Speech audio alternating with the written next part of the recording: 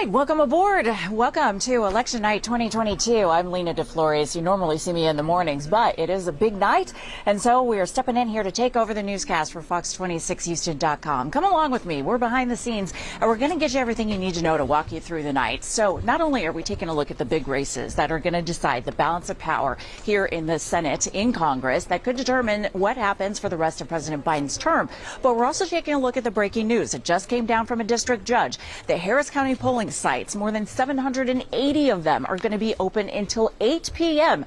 Normally, the closing time would be in about 15 minutes from now. Now extended another hour because of problems that we had early this morning. So again, this is only for Harris County, not for the rest of the counties. Hello, gentlemen. Hello, Lena. We have Greg Grugan, our senior political editor, and we also have Mr. Mark, who is the leader on everything that you thought you knew somewhere in the back of your mind, and you always have it at the forefront. So guys, I was starting off with the fact that the county, one of the district judges just extending the hours for Harris County only. We've got hundreds of locations that are now going to be open because of problems we had at just a couple of sites this morning. So how do we go ahead and make sure that everybody knows that they still have an extra hour to get in line? Because as long as you're in line by 8, you get to vote. Lena, I think you just did it. You did it, and spread the word, because, you know, we who believe in the process think everybody should participate. And so if anybody's on the fence or got sidetracked or was in a long line, they have a chance with 782 different polling places to go out. Now, I think that we were just hearing that if you vote after 7 o'clock, it'll be a provisional ballot, because people may I do hear you, yes. They may challenge this decision. Sure. Extend it. So, yeah. So I mean, the smart thing, if you can, is get there before 7 o'clock, because that way it'll be an easy process. But if you get there after 7 o'clock, you'll do a provisional ballot. Those are probably going to count 99%. But in case there's a court ruling that overturns the judge's extension, then they would separate those ballots out, and it'd probably be a long case on that. Now, you know what? Oh, I'm sorry. Go ahead. No. And so, you know, I think that you made a very good point. So if you're watching this webcast and you're worried about folks who didn't cast a ballot, text them right now and say, hey, you still have 1 hour and 14 minutes, right? The clock is winding down. So I tweeted it on my personal, Lena DeFlores. Also, we're tweeting it on the station as well. So just share that and get the word out in case people were leaving work late, right? And they thought, oh, you know what? Clock's running down. I'm not going to have time to make it. Head over there. You know, I do want to give a shout out to all the people who are working at the polling sites. Now, we did the last night of early voting. We were in line for about an hour and 45 minutes. And I have to say, everyone who volunteered, everyone who was working there, friendly, pleasant. They made it worthwhile. They didn't make it horrible. And I will tell you, it was a hot and sweaty hallway. But everyone in line, too, we were patting each other on the back like, look at us, taking part in the process. Because no matter who you are, if you are a citizen, registered voter, someone at some point fought for your right to vote, whether that be, you know, people who moved over from England to establish a new country. They made it so that we can vote. And so it's up to us to exercise that vote every chance we get. Absolutely. We're having a mic change here so you can hear us and not just me. This is real TV, everybody. It's live. What are you going to do? And election nights are always messy when you're doing the coverage. Now, we should also point out, too, that we're not the only state that had a slight issue this morning as well. Arizona is having a heck of a time. Apparently, some of the machines, the print wasn't dark enough, and so the machines couldn't read them. And so the RNC, the Republican National Convention, is also suing because they want to extend their hours as well, waiting for a decision there. Of course, they're an hour or two behind us right now, so they still have some time. Right, and with Arizona, because of their use of mail ballots, which they don't really start counting until today, they always take a couple of days for the result there. Particularly what we're concerned about between Democrat Mark Kelly, the incumbent, and Republican challenger Blake Masters. If that race is close, we're probably going to have to wait at least 2, 3, 4 days until we learn who the victor is. But you know what? What we really are focused on, too, I think, is Georgia. Everyone's focused on Georgia because depending on what happens in Georgia, they're one of the few states that has a runoff rule, meaning if one of the candidates doesn't get 50% plus one, then they go to a runoff, and that's not going to happen until next month, guys. Yeah, absolutely. I mean, we may be waiting on the outcome in Georgia till The runoff would be December 6th, and so it would take a couple days after that. So, and you can bet if the control of the Senate hinges on that one race, there will be hundreds of millions of dollars spent over the next month trying to flip Georgia one way or the other, just like there was 2 years ago, where Georgia effectively determined the Democratic majority in the Senate. I want to go back to something we were talking about, the process here in Harris County. I talked to Election Administrator Clifford Tatum yesterday, and he was extraordinarily pleased to report that the incidences of intimidation that we've heard, around the country, no reports here in Harris County. And, I think that speaks well of our community. And, to some degree, the campaigns themselves, that, they said timeout, no aggressive tactics. And that's just something that at this time in the electoral process, to know that we're not having to cover and it didn't happen in this election is a comfort, at least to me, and it should be to everybody here. Agreed. You know what? Did you want to grab the tripod? It's right behind you. I know we're off the shoulder here, and that camera can get heavy. I know that. That weighs up to 40 pounds there. You know what? Something also, early voting. So numbers here in Texas, actually, we lead the country about 5.5 million early votes. So good for us, pat on the back. However, the numbers are down comparatively. I wanted to ask you about that because we also have the additional thing that no one else had. We have World Series happening at the very same time. Remember Harris County on game 5, I think. The polls were open till 10. I asked the poll workers. They said ghost town. So I wonder if you think that the low early voting numbers are an indicator of what we might see today. Well, I think we're going to have lower turnout than in 2018. That was a record year for a midterm. But we're going to be much higher than we were in 2014. Statewide, we're probably looking at 48% turnout, and something similar here in Harris County, where we're going to be probably at about 1.1 million, maybe a little more, a little higher, which will be about 45% of the registered voters. That's actually very good turnout for a midterm if you compare it to every other midterm other than 2018. And that was just a very exceptional election year with Donald Trump in the White House and Beto O'Rourke's campaign really mobilizing people. His campaign this time around didn't have that same mobilization effect.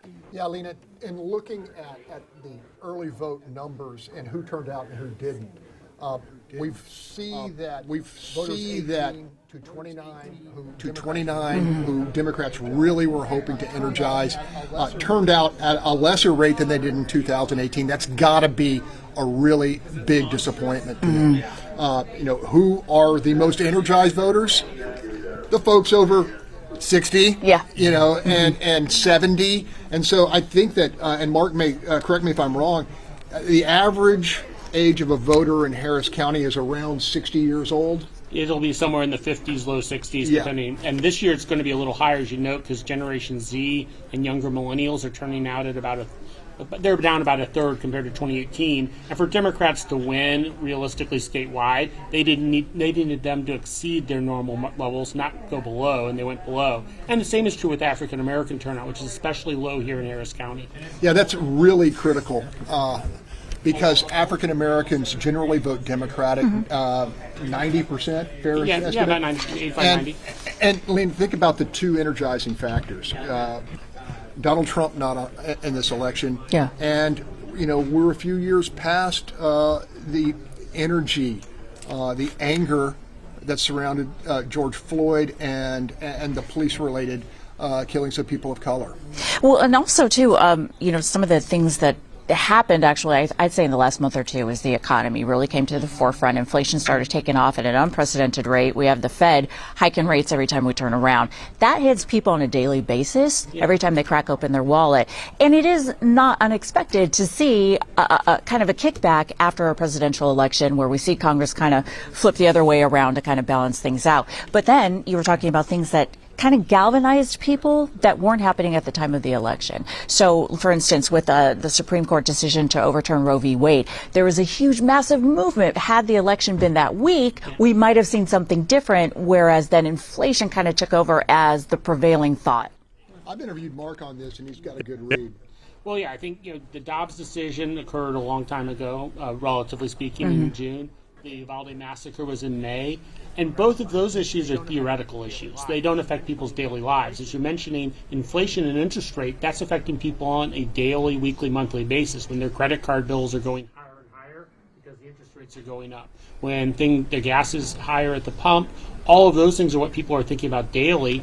And rightly or wrongly, and really it's more wrongly because the Biden administration doesn't control inflation. But because you're in the White House, you get the blame. And as a result, a lot of people are voting Republican this cycle as a referendum on the Biden administration and a negative one. Yeah, it's uncertainty, Lena. Yeah. I mean, we don't know when inflation's going to abate, and we don't know when interest rates are going to drop, and we don't know what's going to happen as the economists predict a recession in the first or second quarter of 2023.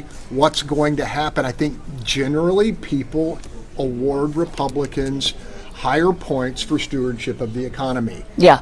And, that's, I think we're going to see that, and it may show up in the midterm congressional final standing, so to speak, as the Republicans look to take the House and regain the Senate. You know what? You brought up something interesting, too, when we're talking about inflation and how that jumps to the forefront. There are a lot of hallmarks in 2022, I'll be honest. I'm going to take you back with no warning, but I know that this is going to, raise a flag for you guys. It kind of reminds me of Volcker, head of the Fed, in 79, 1980, kind of a similar situation. In 79, inflation was rampant. Reagan came into play. All of a sudden, we had an almost complete unification of all the electoral votes. It's kind of a wipeout there. And I wonder if we're seeing kind of the same thing now, where when inflation and your wallet comes into play, that becomes the issue on the ballot. It's the economy, stupid. Yeah. James Carville's very famous saying rings as true today as it did in that presidential election. Yeah. No, I think that's definitely the case. The economy is working against Democrats, and then here more locally in Texas, crime and public safety is working against Democrats. As Greg mentioned, Republicans get higher marks than Democrats, especially here in Harris County, where at least one wing of the Democratic Party is associated with a different approach to crime. And then immigration is a winning issue for Republicans here in Texas. It helps mobilize the base, but it also causes general voters in November to swing for the Republican side because they tend to support Abbott's border and immigration policies more than Biden and Beto's. So a lot of it's just it's bad. It's a bad national context for Democrats, and then here in Harris County, it's bad with the crime issue and the immigration issue. Yeah, the Democratic Party here has got to feel hamstrung by Biden's permissive border policy. I always go to Mark and say, what's the formula for the Democrats to win statewide here? And Mark estimates, generally speaking, the Democrats need 62 to 65% of the Latino vote, and then that 90% of the African American vote, and then to draw white progressives to turn out and some younger voters, Gen Zers, to come out. And when you have the huge swath of Latino voters shifting to the conservative cause in South Texas because of the border issue and their frustration, that knocks out one part of the formula. Yeah, and it's wiping out a lot of the gains that Democrats have been making among Latinos in urban areas, particularly in the Houston area, in the Dallas area, and Austin area. Those small gains are effectively being wiped out by the loss of the Latino voters in South Texas. You know what? Wanted to talk to you, too, about Harris County Commissioner's Court and Lena Hidalgo. So the two Republican commissioners on the court didn't show for several of the meetings to hold up a vote on the new budget, which means we had to revert to the budget that was already at hand. So new year, old budget there.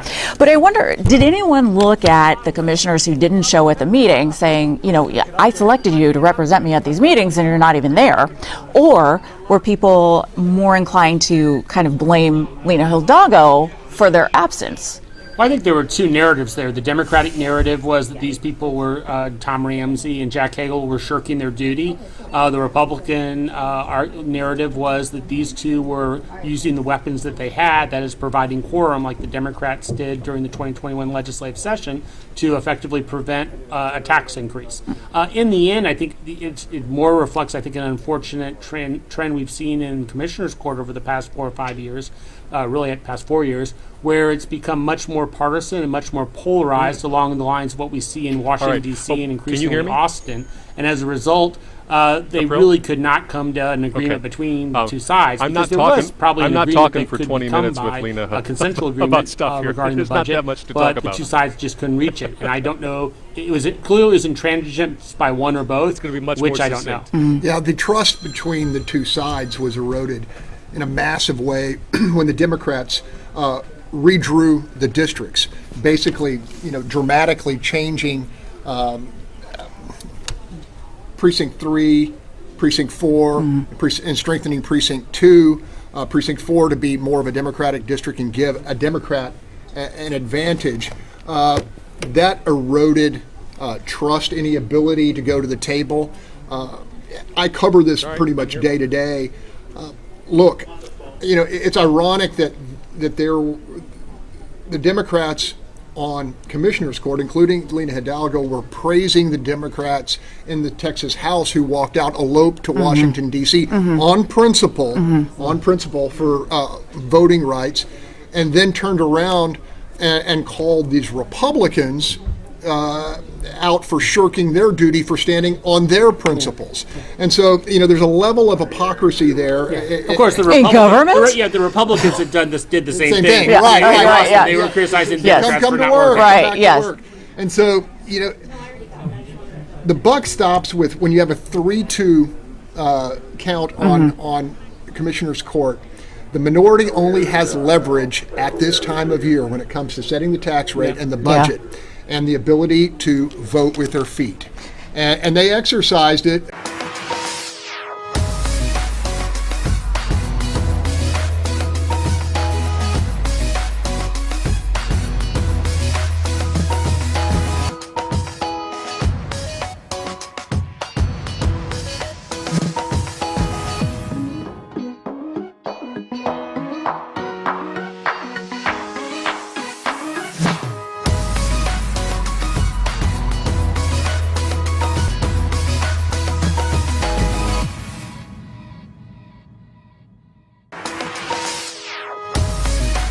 Extra districts now. So it really comes into play. And this is going to affect things for years to come. Look, which to me makes the Biden border policy even more of a mystery, because just think of a Texas turned blue. Well, that gives the Democrats almost a lock on the White House for the foreseeable future. And by this permissive border policy, the political brass tacks of it is that Democrats are going to have a tough row to hoe here for a very long time, Well, and I think- until it's solved. Well, and the problem for Biden is that he's really in an unwinnable situation because he's dealing with a situation where you have a Democratic Party that's divided on the issue of immigration. Yeah. That is, you have part of it that believes that Biden is continuing too many Trump-era policies, like essentially denying people under Title 42 the right of asylum, returning people to Mexico and making them stay there while their asylum case goes on. And then you have people that think he's not doing enough and he's being too permissive. In the end, the Republican Party has it a lot easier because they're in pretty much strong agreement on what they think their policy should be. You know what, just two quick things. I'll go ahead and grab this note from our fabulous producer, April. Thank you very much. Got it right now? You want me to take it now? Okay.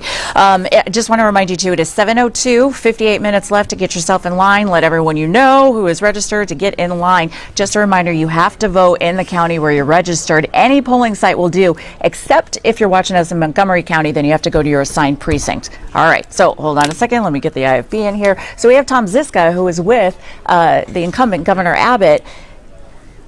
Tom, are you hearing me? I do hear you, Lena. Good evening from McAllen.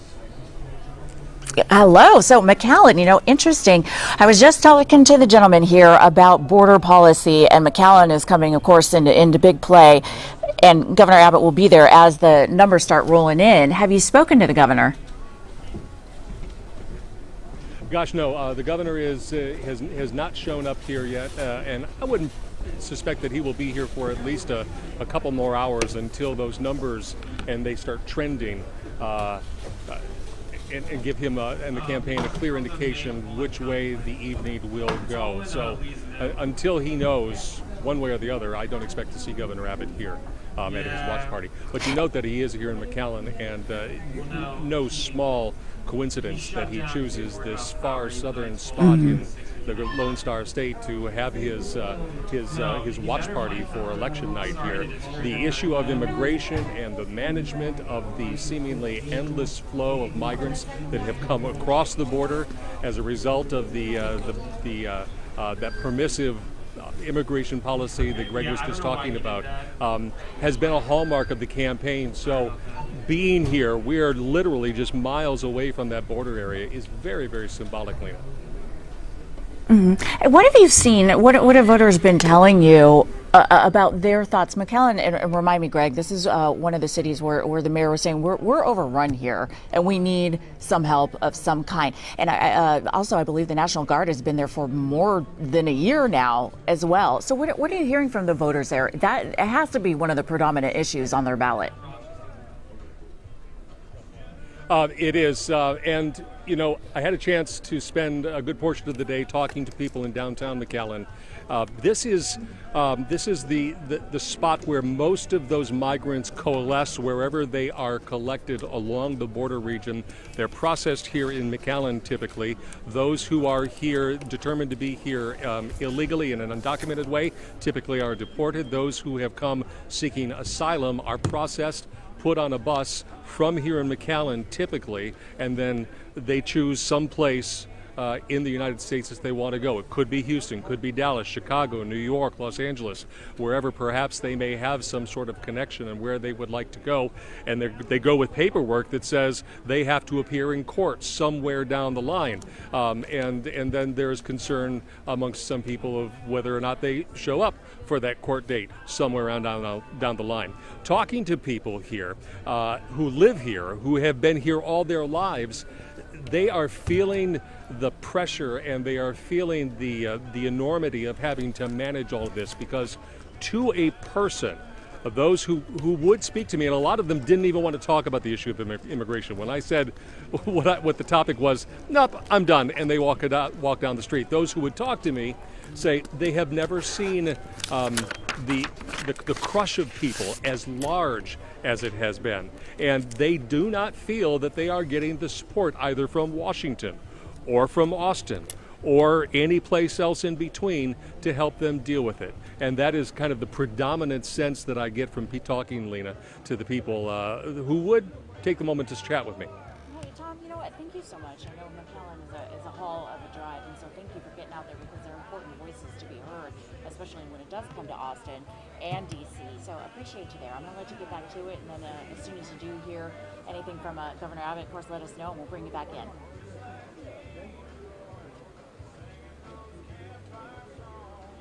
Hope he's hearing me there. Okay. All right, there we go. So I am not hearing you, no. I just heard you there.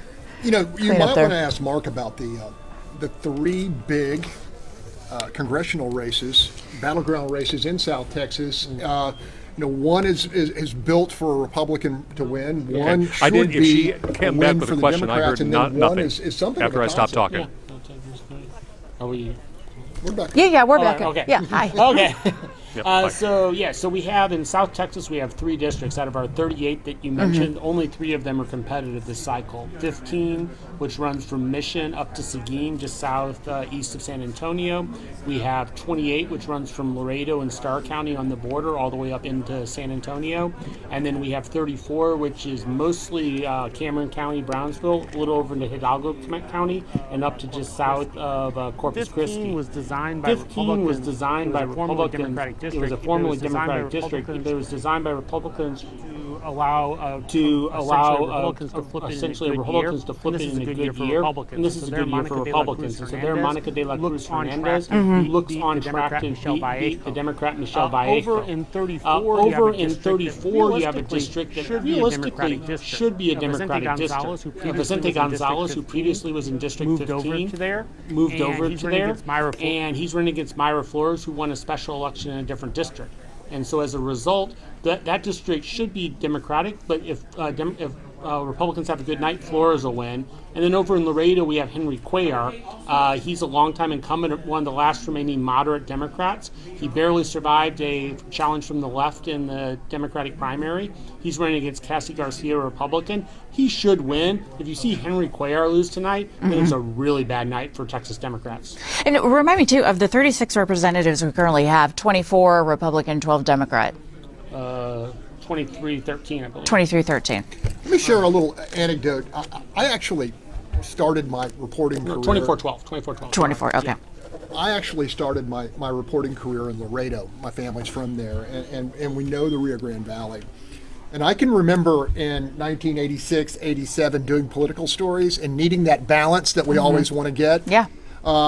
I couldn't find but maybe 2 or 3 people in the entire city of Laredo, Webb County, who would publicly identify themselves as a Republican. Now we're in a situation where Republicans are challenging for congressional seats and are going to, and you know, it may be that Henry Cuellar loses that seat.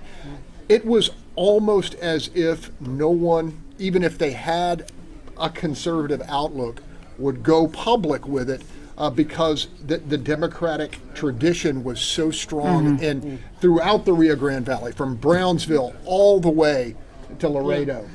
And it just shows you what has happened in terms of a sea change, because the border issue, the immigration issue, when you have these large groups of immigrants coming in, they're sucking up local resources, whether it be public safety net hospitals, whether it be the public schools, whether it be law enforcement, whether it be local charity dollars, and these communities and their leaders are feeling overwhelmed. You know what? I'm sorry, Pearl, you gave me a note here to stop and take a look at the numbers. Some of the numbers are rolling in? Are you talking about from other states? Because several of the states have closed. Our numbers. Okay, if you want to pull them up on the board. We don't have a monitor, so I don't know what we're looking at.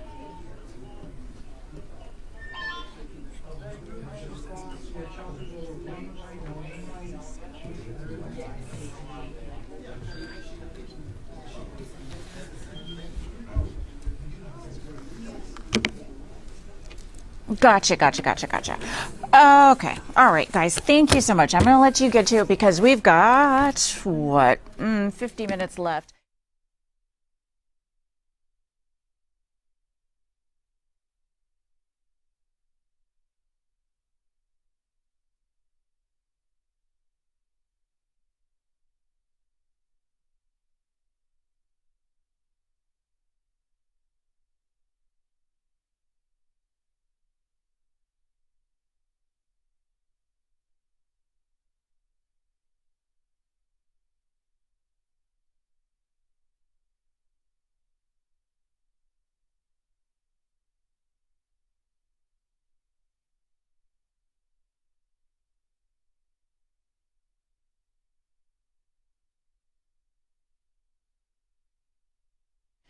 In the war room is where we have our panel who's going to break things down a little bit more in perspective for you. So I know election night gets a little bit overwhelming. I mean, there's so many races to watch. In fact, if you're watching us in Harris County and already voted today, you'll notice that you have an average of 100 line items. It is the longest ballot in the state of Texas. So I applaud everybody who stuck with it and waited in line. Hey, y'all. Hey. How you doing, gents? So there's a camera following me in just a moment. How is that? It's magical. I'm in the teeny tiny little phone. Thanks for having us. Did you guys get your beautiful I voted sticker? I did. I got it early. A long time ago. My husband and I went on Friday, last day of early voting, hour and 45 minutes, but pleasant as all get out. Everybody in line was so friendly, and the poll workers who I admire for volunteering their time and spending so many hours in there. So I don't know if you guys heard the breaking news, but Harris County polling sites now open till 8. Because of the problems we had this morning, and we're not the only ones. The RNC has filed a lawsuit to keep Maricopa County open an extra hour as well because they had some problems this morning as well. Doesn't bode well for people who are already distrustful of the process. Hey, April, are we up still?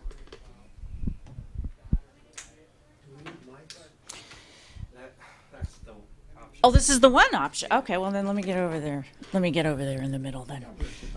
Yeah. Come on down. Come on down. Okay. We'll just scoot. No free commercials. Gotcha. Thank you. All right, my friends. It is a busy newsroom. And one of the things that people may or may not realize when you're in a newsroom on election night, there's always pizza. All right, so back down to the issues here, shall we? Here we go.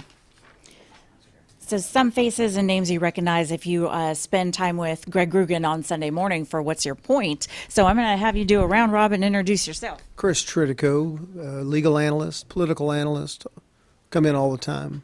And all around swell guy. All right. Bill King. I'm Tony Diaz, el libro traficante, author of the book The Tip of the Pyramid, Cultivating Community Cultural Capital, and Chicano Activist. You know what, Tony, we were just talking about actually the border and that being a major issue here in Texas, maybe more so for, like Texas, Arizona, the border states, than it would be in other states as well. What is the answer? Because the government has tried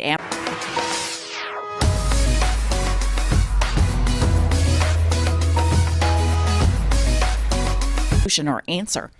Well, like every single political ad, I'm going to sensationalize the issue and not solve it because I think that's somewhere where both parties would have to meet in the middle, and that doesn't really suit political campaigns. And ideally, I also would argue that, yes, the border is an important issue, especially in Texas because we're a border state, but not as big as every single ad plays it out to be. So, for example, you've got Ken Paxton. I think it was terrible that he got some poor widow of a Border Patrol agent to lament and on air be a victim in his commercials and talk about her loss. And Ken Paxton exploited that by accusing his opponent, Rochelle Garza, of belittling her husband, which was not the case. So I mean, that's the challenge, is that if both parties really wanted to sit down, it's going to take longer than a 15-second soundbite. Well, it also too makes you wonder, is it exploitation or is it exposing an issue that maybe some people didn't realize was happening or didn't realize about that particular perspective? Hey, Bill, what is the answer here? One of the things that, in my circle, people have mentioned to me is, where are the ideas? Where are the solutions? Because right now it seems so polarizing where it's just, my opponent would have you believe, or they want this and they keep doing that. But where are the solutions? Who's coming up with the idea that's coming to the table that could bring people together? Well, this is the reason I'm working in the third party space right now, because the way the two parties are operating, their incentives are to exploit these issues and not solve them. And immigration is a great example. If you do the polling, the American people have kind of made up their minds about this. They want the Dreamers to be able to stay here if they don't get in trouble. They want to control the border, but they want a certain amount of immigration because that's important to the country. It's a common sense, middle of the road kind of solution. But the two political parties don't want to do that because they both make money. They fundraise and they drive their bases, their primary voters out by keeping it a problem. So you've got two political parties that aren't into solving problems, they're into exacerbating them. And that's why I think we need a third party that would represent that middle lane that could actually force some compromises. Well, I think, too, one of the narratives that has come out is, early voting benefits this party, mail-in ballots benefits this party, but really all forms of voting benefit the voter. Am I wrong? No, you're absolutely right. And the more people that vote, it benefits the whole system. And that's why we learned from Harris County in the last election that when they expanded voting, it was better for the whole system, which is why the Republican Party immediately went to the legislature and retracted all of that because it wasn't good for them. And so that's why they took it all back and made voting even more restrictive. And Texas now has the most restrictive voting laws in the nation because it's not good for the Republican Party. It's in that if we expand voting for everybody, it would make the whole system better. And I agree with what Harris County did. And we should do that for the whole state and the whole nation, quite frankly. You agree? So the other thing is, now this is going to sound radical, and 10 years from now when people are watching this, it'll just be common sense. But along those lines, I would love it to enfranchise young people, and I'd love there to be voting online, which right now sounds like it's out of our mind. But that's why we don't have very young people voting, because to them, and I work with college students a lot and younger folks, it makes no sense to them that we can't vote online. It makes no sense to them that every official doesn't have a website when they're a candidate. I'm going to throw this out there, though, because there is so much distrust in the process. There have been accusations that, the machines have been changing votes, that, people have been filing their time card as a vote. If we open it up to the internet, then we're opening it up to hacking. Right now, the ballots are not connected to the internet specifically for that reason. But let me just say this, though. That would be a credible argument in a different era, except here's the problem. Republicans might say that. They also don't believe that mail-in ballots are legitimate anymore. They also don't believe that the last election for the president was legitimate anymore. So the problem becomes, I think, they're just trying to limit who actually votes at this time. Well, Bill, what's your answer to limiting how many people have access to voting, especially if you take a look at, like Georgia, where there are so few polling sites for so many people, where you have to travel a great distance. It almost takes you back to the days of where you had to get in your covered wagon, and that's why you would send a representative, because you couldn't travel that far. But yeah, remember? Yeah. So look, we just had 12 days of early voting. There were 782 places to vote in Harris County today. I went by several places where there was nobody at the poll to vote. All of the laws that were changed to do away with 24-hour voting, to require all of those, the polling shows, are overwhelmingly supported by people of both party and every ethnic group. U of H, Rice did a poll on this, and things like voter ID. 75% of Texans agree with that. Not having 24-hour voting. 80% of Texans agree with that. I mean, these are things that are widely supported. Now, my view of this is the whole narratives of voter suppression and voter fraud, I think, are political myths that the two parties have created in order to make excuses for why they can't win elections on a regular basis. I mean, the truth of the matter is it's extremely easy to vote in Texas right now. It's also true that there is no voter fraud on a scale that very, very rarely could possibly affect the outcome of an election, and only in very small elections, typically in primaries. There's just no large-scale fraud, and there is no substantial suppression of the vote. Anybody who wants to vote can go vote. Well, I do want to call your attention to Representative Crenshaw, who just recently said that the big lie about the election being stolen, about there being widespread fraud, it was, in his words, BS. So, and saying behind closed doors that other lawmakers admitted that they thought it was BS, but just kept propagating it because it was working. It was galvanizing voters. So how do we turn the tide to where people believe in the process again? Is that disenfranchising voters, or people just feel there's no one I love, so I'm not going to vote? Well, the people at the top have to stop saying lies. They have to stop telling voters that they can't trust our government and they can't trust our systems, because that is causing rioting. It's causing people to break into the homes of our highest elected officials and beating people up and trying to kill them. And we have to stop doing that. We cannot afford to break down our systems just to win elections. And it's just not palatable anymore. And if you can't win an election other than lying about it, then get out of the system. Okay? If you're the only way you can win is by lying about it, don't do it. Don't run. Okay? Be an honorable person and run for office on your own merits. Then run. Otherwise, get out. It's just that simple. Well, and then let me ask you too, because everyone is talking about the Senate race. Oh, the Senate. Everyone is focused there because it's bordering on a nice edge, right? Just one seat could put Republicans back in power there. But when it comes to the House, a net gain of 6 would gain them control there too. So should people be more interested in the House of Representatives than they are? Well, I think most people have conceded that the Republicans are going to get control of the House. Right. And I think kind of coming into this election, a lot of people thought that was going to happen. it was not as clear about the Senate. So now that the Senate's in play, I think that's why it's getting so attention. I don't think it's going to make that much of a difference because the Senate, unless you've got a 60-vote majority, you're really pretty much hamstrung anyway. So we're going to have divided government. And frankly, divided government has actually been pretty good for the country in the past if you look at economics and stock markets and those kind of things. But the problem is we've got some problems in the country, like immigration, that just are not being worked on towards a solution. And we really need those solutions.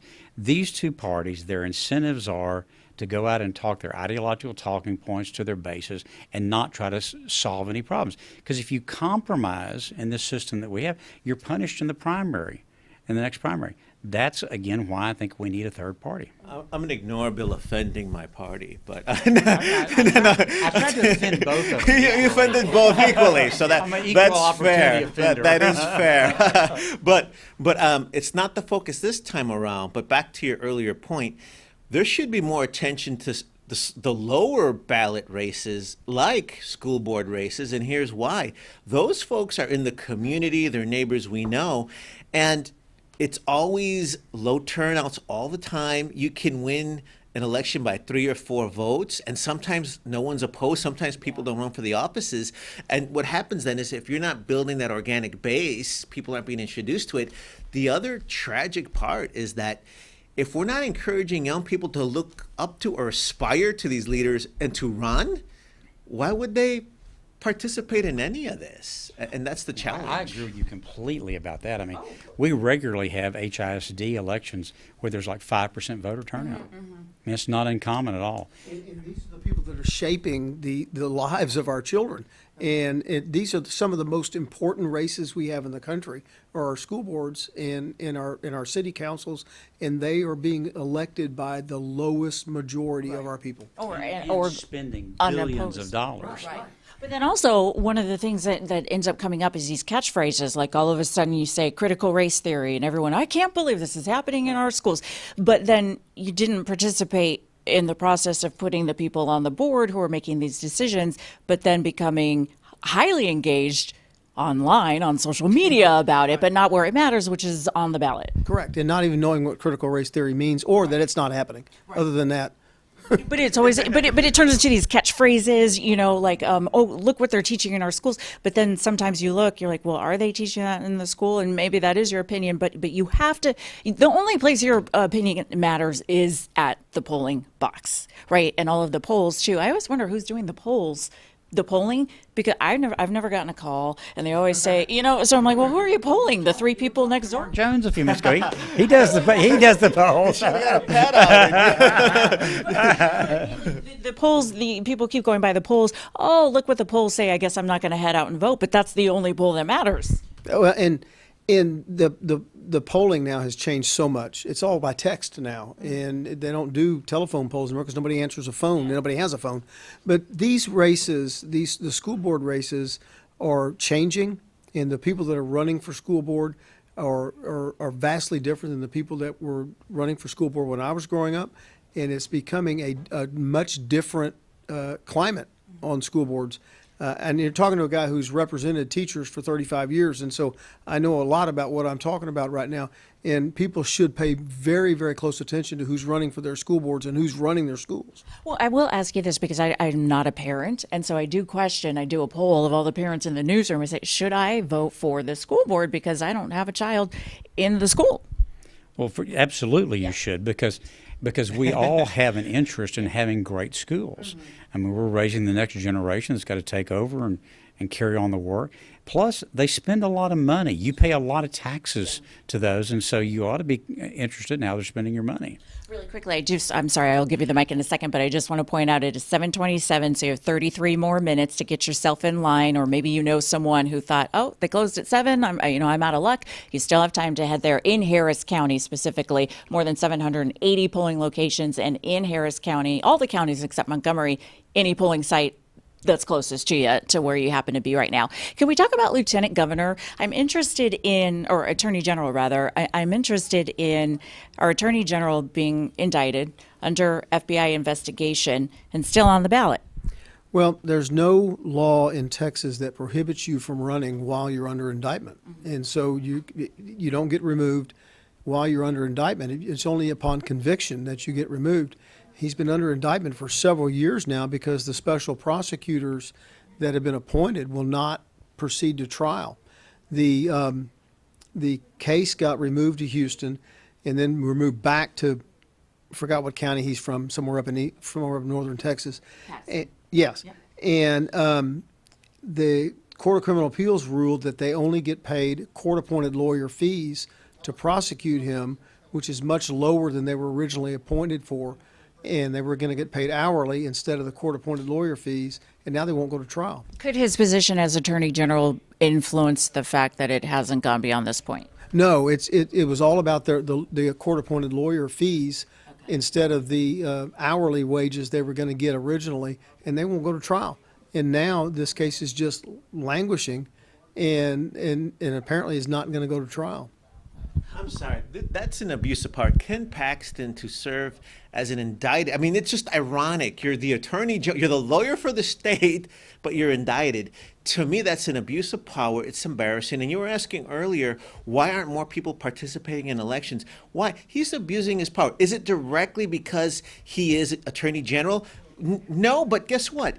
He wants power. He knows how to use power, and it's terrible because he has no shame. And right now, he may win re-election because people recognize the name or people are in a rush. But to me, that is what's wrong with politics today, is that he should step down while this is resolved or get it solved. It's just, to me, it's shameful. There was a day and age when an elected official, when they got indicted, would step down. Yeah. And we've gotten to the point where we're willing to certain people are willing to turn a blind eye to anything and just say it's fine with us.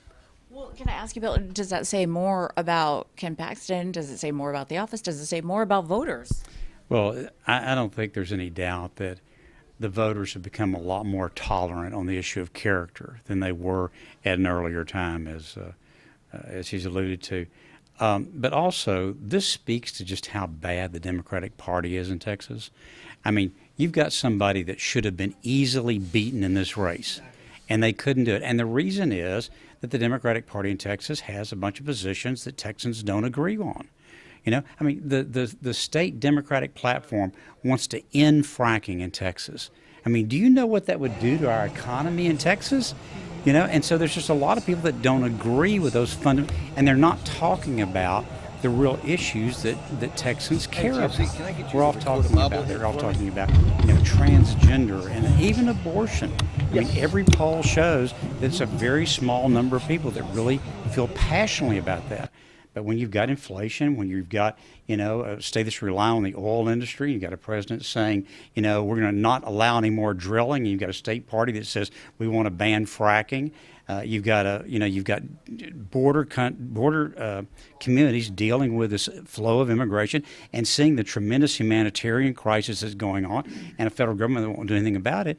Then those issues get things like Paxton's lack of character just get drowned out by all of that. Can I give a rebuttal? Because I would add to that. One, Paxton is an incumbent. Two, we're in a jaded era. Three, his opponent, Rochelle Garza, who you can still vote for in 27 minutes, she's actually, I really liked her because, not just because she's Latina, however, she's Latina, but she is an attorney that knows civil rights actions. I love her stances on ethnic studies and views, on education more than anything. And more than anything, here's the other problem. Paxton had a lot of money for commercials, and he just plain lied. The commercial we mentioned earlier, where it was a Latina widow of a border agent, Rochelle Garza never said anything about that woman's husband. And the implication is that she did, and that's just a sheer lie. So Paxton lies with his commercials, and he's indicted as well. So, I mean, it's this weird tsunami of modern-day elections that's going to lead to bad. Let me add to what Bill said also. There was also a day and age, though, when the incumbent party would have voted that person out in the primary and not have allowed that. You've been indicted. We can't trust you anymore. We're voting you out ourselves, instead of just overwhelmingly supported this. And they have twice voted him back in, knowing of his character issues. And his own party should have voted him out the first time and not twice put him back into office. And that shows a lack of character in that whole party.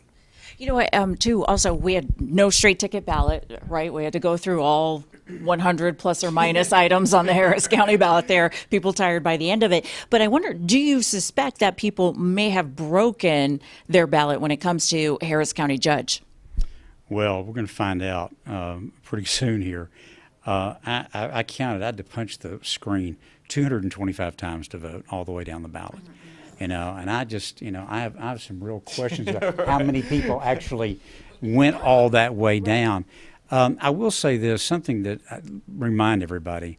In 2018, when Judge Emmett lost this race to Lynn Hidalgo, Ed Emmett got 50,000 more votes than Greg Abbott did in that election. So there were 50,000 people that went and voted against Greg Abbott but went and voted for Ed Emmett. So it's not unheard of that people split their ballot. You know, I mean, my ballot, you look at it, I'm all over the place, you know. And so there are a certain number of people that do that. And the question is going to be whether they did it in this race and whether they just stuck with the ballot long enough to get down that far. I mean, you had to really, it was a marathon this time to vote. By the time I got to Proposition G, because I live in the city of Houston, I'll tell you, I was like, my fingers are tired at this point, you know, but then I don't want people to skip the sections, which is easy to do when you're like, I don't recognize the names or I don't. It was far down. Because, I mean, I was like, where is it? Where is it? I'm like, oh, my hand was going numb by the time you get there. Harris County has the longest ballot in the United States of America. It is the longest ballot. And it is primarily because we continue to vote for judges in partisan elections in Texas, which almost, you were telling me earlier, almost no other state does that these days. And so you've got to go through and vote for these 30 or 40 judges. And, you know, the average person has no idea who they are. I mean, I practiced law here for 50 years, and I didn't know who they were. Well, how would you know? Like, you have any relationship to the law. How would you know that? Well, how do I know? Yeah, I've always been opposed to partisan elections for judges. I think they should be voted on in an off-year election and all by themselves in a nonpartisan race because they should not be they should not be tied to a party. But we're stuck with this, and I've never voted, even when we could, I never voted a straight ticket because of judges. There are good Republican judges and good Democratic judges. And because of that, I have always taken my time to go through the whole ballot to vote for the judges who I need to vote for in the particular race. It's a lot to ask, though, because, you know, to your point about the judges, you're like, sometimes I don't know the names. I don't know what their case history looks like. I don't know how they've been handing down bond. No other state does it like this. I mean, we're an outlier in Texas with all this. So, I mean, it's just one of those things, though, too, where there are some points where I suspect a lot of people just saw the D or the R and just went that way, not knowing, you know what, actually, if I knew a little bit more about these people, it's actually the other person that I actually like. Right. You know what's funny is you were talking about earlier about voting policies. And of course, like you said, one side calls something voter suppression, the other one says expanding the vote. But it's interesting because we just mentioned the policy that changed. Because at one point, the Republican legislature said, hey, let's not do straight ticket because it's not convenient to us. And they changed it. Every party does that. So there is a fine line where we're like, okay, we get it. You have to play with the rules. But then, 20 policies later, that's the real test. Where does it go too far? Where is it not far enough? And I think that's why everybody has to be involved, because then you show up to the polls and you're right. Some people showed up and they were like, I got to be to work in 10 minutes. Let me do the first two and then get out of there. I think, though, at this point, we should point out, because especially if you're on social media or, you're hearing people barking to the left, to the right, that the one thing that unifies, especially you, always you. But the thing is, we all want what's best for America. We all want what's best for Texas. It's just there's some disagreements as how to best do that, how to reach that goal. So I just like to remind people, because sometimes you look at social media and you think, am I crazy? Or, has the world gone crazy? Can I just say something to support your saying? So there's a group called the American National Election Survey They've been polling for 50 years in the United States. Group of academics, they poll every 4 years. And they have a series of questions, and they have 7 multiple choice answers, from the most liberal to the most conservative answer. 7 multiple choice, with 4 being the most moderate.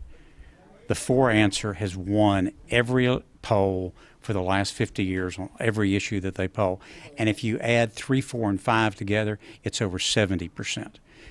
The country's not polarized. The 2 political parties we have are polarized, but the American people are right dead middle where they've always been. You know, I want the best for this country, but the best is not an insurrection when you lose. The best for this country is also not stealing paperwork as souvenirs when you're done with the presidency. So I don't think it's that simple. I think we want what's best for the country, but right now there are things happening that I firmly believe are putting democracy in danger, and I think that's not a middle ground. Well, you were referring to former President Trump, but a big announcement that he says to expect on the 15th. Interestingly enough, it's the day after the 14th, where he's supposed to be deposed, I believe, by the January 6th committee, and he missed the deadline of the 4th of turning in the documents. That deposition is not going to happen that day. He'll file a lawsuit and take it into court. He's going to try to push this way past into the next year. He wants to see what's happening in the election, and then we'll take it from there. Well, the one interesting thing, too, is that it would be that would mean we would just have finished the midterm, possibly not even know the results, because Georgia, if it goes to a runoff, we won't know until December 6th, if not past that. And then we're already starting the cycle for 2024. I need a break. It's nonstop. It's nonstop. Yeah, and again, it gets back to this. This is a big business for the 2 parties and their political consultants. And until the American people say, you know, we've had enough, we want alternatives, we want change, it's going to continue to be like this. I hope Donald Trump keeps coming back, because I want him to lose the popular vote for a 3rd time. I want him to give back the Senate, the House, to the Democrats. So his craziness drives ratings, and his craziness drives the independents away from him. So come back, Don. Come back. I disagree. I don't think he's going to run. But B, I hope he does not run. The country's had enough of Donald Trump's craziness, and we do not need him back in the White House. I hope he doesn't. Oh, and there is my boss telling me I gotta wrap it up in here. You know what? Thank you so much. All right. So, you know what? Oh, you do have Sherman. Okay. So, Bill, Tony, Chris, thank you so much for your time. I've never seen you before in my life. Thank you so much, gents. You know what? I appreciate your time. You guys are always respectfully disagreeing with one another, and I think we need more of that. So I'm actually going to let you guys go, and then I'm going to get to Sherman. Hey, Sherman, are you hearing me out there? Sorry, is somebody going to cue me, or? I'm trying to toss to you, Sherman. You want me to just kind of set the scene for a little bit? Okay, so we have a Sherman DeSalle out in the field here who's having a difficulty hearing, but he is actually following the race for Harris County Judge with Lena Hidalgo. Sherman. Yeah, good evening, everybody. We are just arriving at Chapman and Kirby. This is the headquarters for incumbent Judge Lena Hidalgo's race. Her campaign is here, along with the other key Democratic races, Leslie Briones, one of them being also at Chapman and Kirby. This incumbent candidate, who's faced a lot of scrutiny over the last couple of years, she says she feels optimistic leading up to the polls closing tonight. A couple of things that she's been highlighted for, and not necessarily in the best way, is a response to the COVID pandemic, her push back against the state leaders during that time, recently her response to the rise in crime, and something else that Fox 26 revealed. Greg Rugen talked about this ongoing lawsuit over that $11 million COVID outreach contract. He learned that contract was used for political mining purposes. So, early in the primaries in March, it looked like Hidalgo had a pretty good lead against everyone else, but as new information came out and her Republican challenger, Alexandra Miller, became to pick up some momentum amongst the Republican Party, got a lot of endorsements, got a lot of cash, got a lot of ads running, that's when her lead started to dwindle. There's also this looming budget that is yet to be resolved in Harris County, and this is in part to 2 of the commissioners just refusing to participate in those ongoing meetings to decide the final decision. Now, I spoke with her earlier. She says the momentum is there amongst the voters in Harris County. She's feeling optimistic. She talked to some voters outside of a Beto O'Rourke rally in the Montrose area earlier tonight. She says she wants them to re-elect her so she and her office can finish the job. She wants to focus on one of her initiatives, which is early childhood education, and making sure that everyone in Harris County, all the families in Harris County, have access to early childhood education, child health care, child daycare, and also energy transition. She mentioned that making sure that the county doesn't miss opportunities when it comes to improving the energy sector and also getting more jobs in that workforce. And she talked about the ongoing flooding issues. She wants to complete all of those tasks, and she says she can only do that if she's reelected tonight. Again, she's feeling pretty good about it. She's not arrived yet, but we will talk to her soon. And as these polls close and these numbers start to come in, we'll start to hear some responses from everybody who's supporting her here tonight. Reporting from Chapman and Kirby, Sherman DeSalle, Fox 26 News. Sherman, thank you. So again, one of the races on your ballot here in Harris County, that was Sherman DeSalle, focusing on Lena Hidalgo. Of course, the challenger, Alex Mueller, is in contention. This is one of the close races that we're going to be watching for you all night. Harris County just reporting that we're closing in on 1 million votes. Sherman, I wonder too, the people that are there are obviously in support, but have you seen anyone who is supporting Mueller? Sounds like maybe Sherman's not hearing me. Well, we were at the Beto O'Rourke rally right off of West Gray.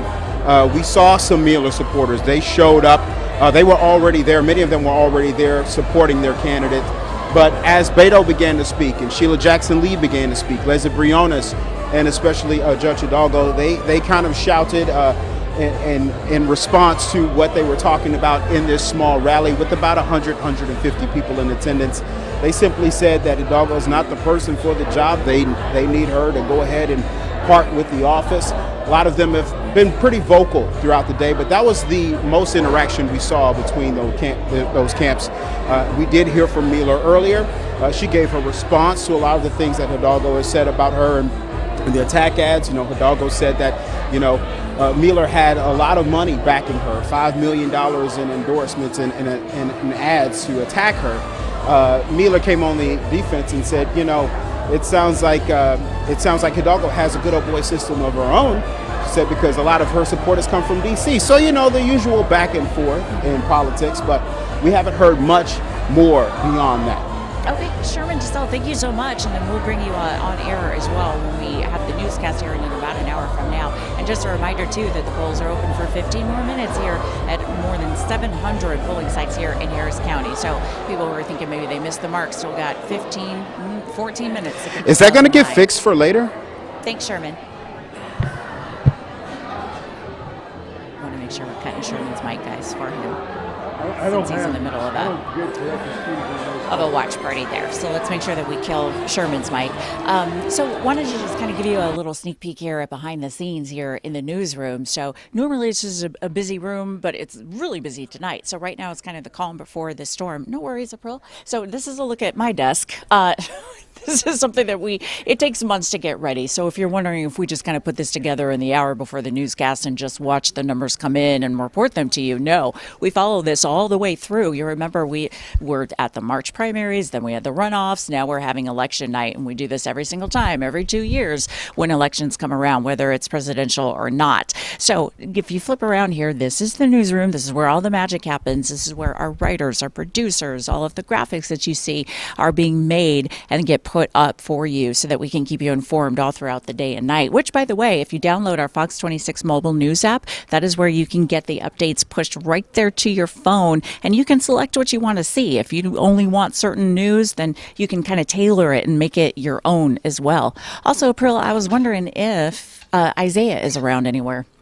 So Isaiah is coming in early as well. He's going to be covering this for the next hour for you online.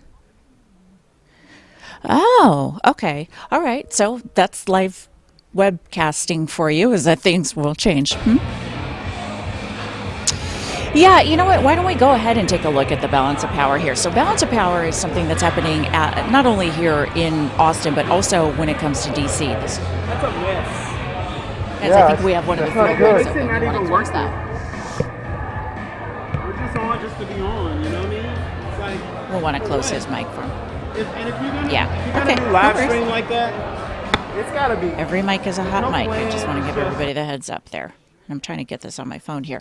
Okay, so balance of power here. This is what we're taking a look at. You have two chambers of Congress. You have the House of Representatives and you also have Congress, or excuse me, the Senate. Now, when it comes to the Senate, it is balanced on a razor's edge because it is a split of 50 Democrats and 50 Republicans. But Democrats have the ace in the hole of Kamala Harris because the Vice President of the United States also serves as the President of the Senate. So if everyone votes along party lines, which most of the time it is, that's a 50-50 vote. And then it is the Vice President of the United States, the President of the Senate, who decides the tie-breaking vote.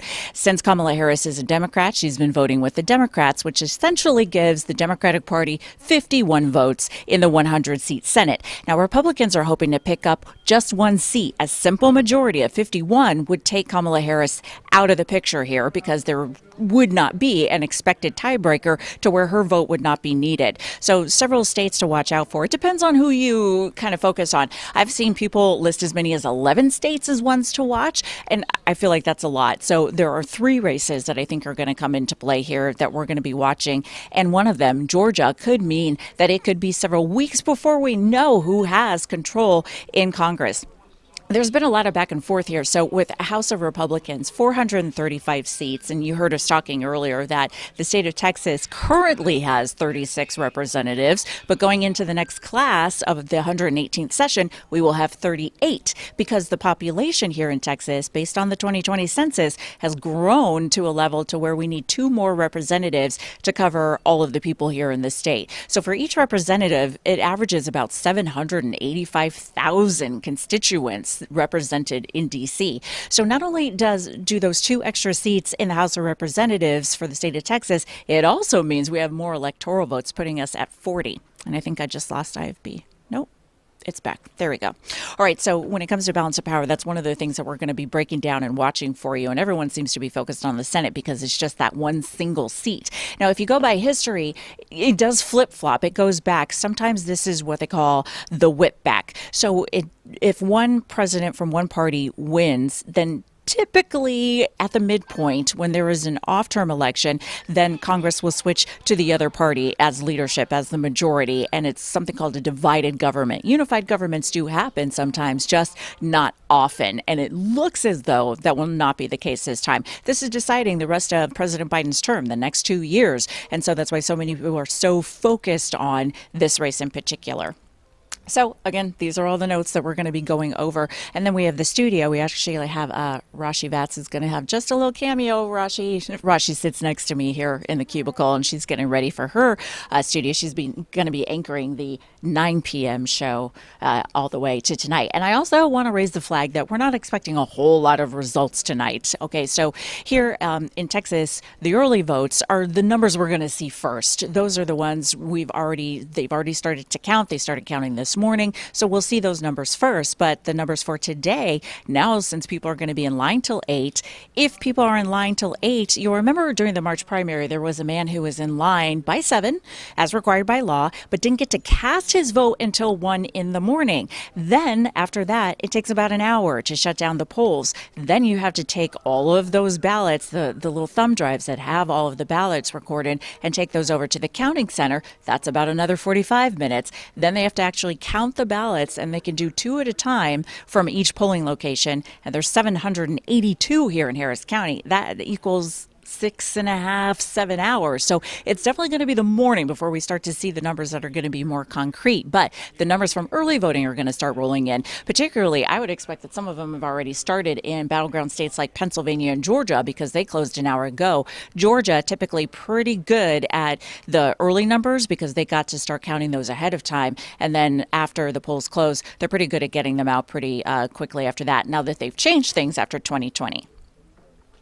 Oh, okay. Thank you. I have people speaking in my ear as well, since we're behind the scenes. I'll let you know. So these little earpieces, IFB, is how our producers and directors can talk to us so that you don't have to hear all of that through the mic as well, because that would be a lot. So if you hear me kind of looking away sometimes, that's where I'm speaking to our producer. So I think They were over there. Greg was over there just a second ago.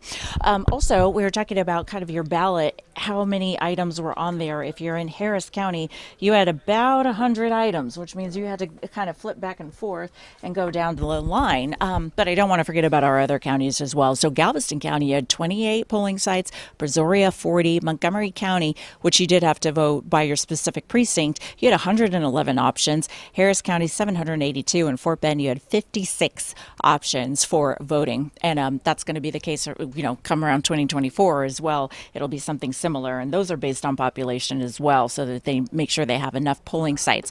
In fact, Galveston County, there is a little bit of a dispute there, and a lawsuit filed that Galveston County has not met the requirement, I believe would be 41 polling sites based on the population of the county, but only have 28 polling sites open today, and so there is some dispute that they needed to have more open than they actually did. Not sure if that can change any of the numbers, though, because the ballots have already been cast. And hey, Greg, did you get the heads up? All right. Doesn't look like that there. All right, so you know what? I'll tell you what. I am going to open up my Twitter at Lena DeFlorius, and see if you guys have any questions that I can answer for you as we're getting ready for the polls to close here in Harris County in about 7 minutes from now. And let's see. Also, if you're looking for a ballot breakdown, if you or someone you know is in line, at the very end of your ballot, if you live in the city of Houston, there will be 7 propositions. They're bond referendums that you haven't seen since 2017, and they're broken down into 7 different sections, and it totals, I believe, $778 million. So it's basically asking you how you want the city to spend that money. Do you want them to spend $6 million, for instance, for solid waste management? Do you want them to spend several $1 million when it comes to BARC and expanding maybe another building? So those are the things that are going to be at the very end of your ballot. If you're waiting in line and you're 100 feet away from the polling site, you can still use your phone. I did those ballot breakdowns for you at fox26houston.com. So you're right here. Just go to the You Decide page. It'll break down the proposition so you know to vote for or against. Hey, perfect. I'm going to head over to the desk there. Here we go. Thanks for following along, guys.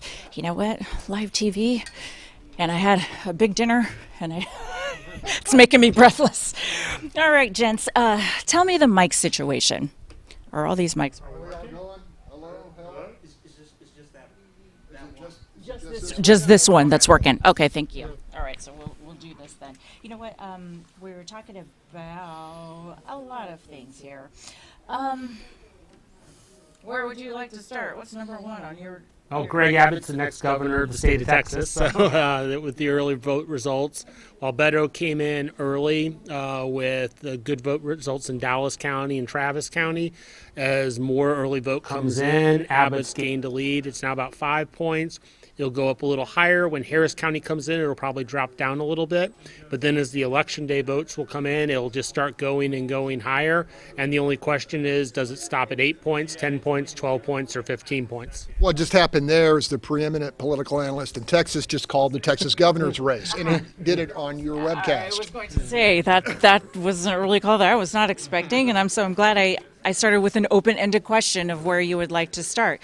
Okay, so people in line, though, still vote because the numbers count. If you're in Harris County, the county judge race, as well as all of the judicial judges races and the commissioners court in 2 and 4, those are still really competitive.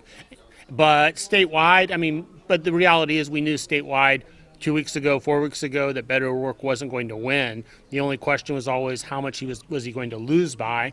Now it looks like it's going to be at least in the high single digits, maybe a little higher. We'll have to wait for the election day votes to come in for that.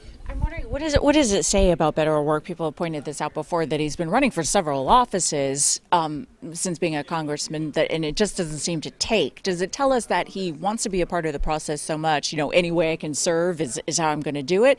Or what is the prevailing thought? I've covered Beto O'Rourke over 2 cycles now and his presidential run. And, I think he's a really good retail politician. He gets people fired up. He's smart. But this is really tough turf for a Democrat right now.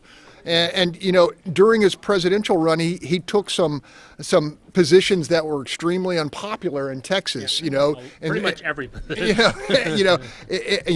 in strong favor of the Green New Deal, which doesn't play well in the nation's largest fossil fuel producing state, and then there's the famous statement made on the debate stage at Texas Southern when he says, "You damn right, we're going to take your AK-47s and AR-15s," and those are really difficult things to walk back. Look, he had plenty of ammo, and he ran a pretty tough campaign in the sense that, look, he had the grid failure to work with. He had Uvalde to work with. He had high property taxes to work with, and he had a draconian abortion law to work with. And still, this is the result. Biden didn't do him any favors. Right. I mean, it really didn't help him that he had Biden at the national level pulling down every Democrat in Texas. But he also, as Greg mentioned, made a decision back in 2019 to run for president, and in doing so, he renounced many of the centrist policies that made him very attractive in 2018 as this post-partisan pragmatist. After his presidential bid, he's seen as just another national progressive Democrat, and that doesn't play very well in Texas, and it plays even worse when the country is governed by national progressive Democrats who hold positions that many Texans don't like. I wonder, you had mentioned about the grid failure, and I've got huge boxes over there for the last 2 years on ERCOT. I do wonder, though, it's one of those topics that is so complicated, it's so heavy that it's almost like you can't really put your thumb on who's to blame, what can I change, what do I have the power to do here? Look, Greg Abbott has been holding his breath since that fateful February week, and Every time there was a conservation notice from ERCOT, and the grid held up. Yeah. This has been a long time making, 2 decades to be exact. And, Texans have to decide whether the benefit they get in cost, which is arguable, is worth the market that and the independent grid that we have, and whether we need to go in different directions. But frankly, Lena, until we have another problem, people are just going to accept the status quo, albeit with some grumbling because of the additional costs they're getting to pay for, or they're having to shell out 4 decades to to pay for the cost of that statewide disaster. But if your question is, did Texans vote on the grid? I think some did. But not enough to knock Greg Abbott out of office. Well, yeah, it's like as Greg mentioned, it's out of sight, out of mind. That is, it has. If we had had another meltdown this past winter, we'd be in a different story, but we didn't. If we had had problems during the summer, different story, but we didn't. Did Greg Abbott fix the grid? I don't think so. I mean, I think if we actually had another cold snap like we had in 2021, I think the electric side of the grid's done quite a good job. Those natural gas companies, much less certain. Right. And I think a lot of viewers don't put together. They give millions of dollars to the Abbott campaign. Immediately after, and also how Railroad Commission, the aptly named Railroad Commission, and how they come into play. I mean, politics it's a wicked game. It's a web that you kind of have to navigate your way through. Like the guys in the war room were just talking about 2 judges that you're voting for judges. You're like, I have no idea what decisions they've handed down. Look, this was a full employment act for all the lobbyists in Austin after the grid and when they were doing the grid reforms. I think this next legislative session, what we're going to see is a pro-fossil fuel type legislation that will incentivize natural gas generation in the state of Texas, because frankly, right now, the playing field is not level, meaning that the renewables are subsidized to the point that no one is investing in dispatchable power, and we need the right balance. We haven't built a new natural gas generation facility in 5, 6, 7, 8 years, and none that I know of or have heard of are on the drawing board. And so you need the balance, because as they say, the wind doesn't always blow and the sun doesn't always shine, and we don't have the batteries yet. Yeah, but to be fair, though, I mean, there have been several instances, especially when we were getting those conservation notices, where renewables were the things that saved us. It's just a matter of sometimes transmission, getting it down the line to your actual home. That's the focus there. Of course, I'm getting a little too deep into the ERCOT business because I've lived there for the last 2 years. Anyway, all right. So a couple other races too. Are there other states that you guys are watching that you think could have implications or maybe signals from the numbers that we've seen come in from Texas? I'll start there and pitch to Mark, but I think for months it's been a foregone conclusion that the Republicans were going to regain control of the House. The question would be the margin. Right. Mark, take it from there. Well, I think right now the margin's looking good, but not great for Republicans. So there was always a 1 in 5 chance that Democrats were going to take control of the House. Right now it's looking like Republicans will have control, but I don't know if it's going to be at 230 or 240 like they were hoping. It may be closer to 220, 225. The Senate's likely to keep us waiting for a few days, I think. The Pennsylvania race might be too close to call. As you mentioned earlier, the Georgia races, there's a possibility it goes to a runoff. The Arizona race, because of the way they count the ballots out there, will take a couple of days. And those are 3 of the 4 competitive races, along with Nevada. Looks like Maggie Hassan in New Hampshire is doing pretty well, so that race is sort of off the table. So it really will boil down to Georgia, Nevada, Arizona, and Pennsylvania, and whoever wins two of the seats there essentially will take control. Yeah, with the balance of power so slim. I better say, I'm sorry. If the Republicans win 2 of those seats, they'll take control. Yes. The balance of power in the Senate's so slim. My question is, who was responsible for fully vetting Herschel Walker? That's the question I want answered. I'll just say thank you for that question. Thank you. Well, you know what, though? That's one of the races, I think, where a lot of people will say, these are the best people we have to put up. This was our best option, which a lot of voters say, this is what we have to show for ourselves. This is the best that our party has to represent and to offer. Although, even though there have been a lot of controversies and accusations when it comes to Herschel Walker, it doesn't seem like it's really swaying that many people because that race is neck and neck. Well, yeah, the people are voting party, not the people. That is, they're voting for a Republican Senate majority or a Democratic Senate majority, and who the candidate is relatively inconsequential for the majority of people. But in a close race that might be decided by 2 or 3%, that 5 or 6% of the public that does care about who the candidate is may be the one that decides that race. Yeah, 2 African Americans in that Senate race, one a Democrat, one a Republican. If Herschel Walker can attract what? How much of the African American vote in combination with the vast majority of the white vote, what happens in Georgia, Mark? Well, then Walker wins. I mean, the goal, and that was, I think, the gambit that the Republican Party was making, in that their belief was that Walker would be able to bring over a significant, or at least a share that was large enough of African American men, such that would put them over the top along with the white vote. Whether that plays out or not, we'll have to see. Does Stacey Abrams come into play too? Because I feel like if she's drawing in women who happen to be at the poll, they might go ahead and vote a little down ballot and then vote for Warnock also. Well, yeah, I mean, having her is probably helping Warnock, and so she's going to lose to Brian Kemp most likely, the incumbent governor. But yeah, she may bring her mobilization efforts, though, are likely helping Warnock more than Warnock's mobilization efforts are helping her. Are you expecting former President Trump's big announcement coming up on the 15th? Are you expecting him to start the race for 2024? I would say probably not. I suspect he'll like to tease and continue to tease because I think he likes the attention and he likes to have that power.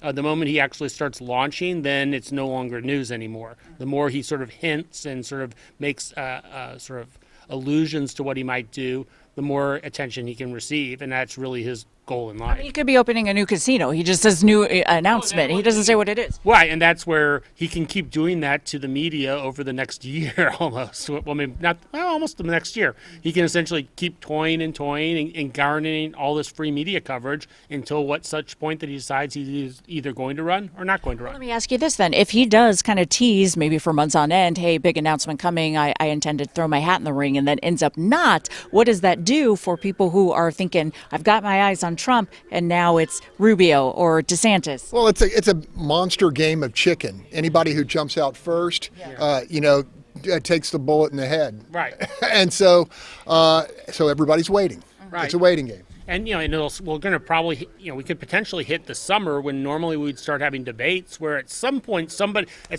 Republican's going to say, I'm going to go, because then I'm going to get more attention, I'm going to get coverage, and I'm going to try to sort of get out in front of the pack.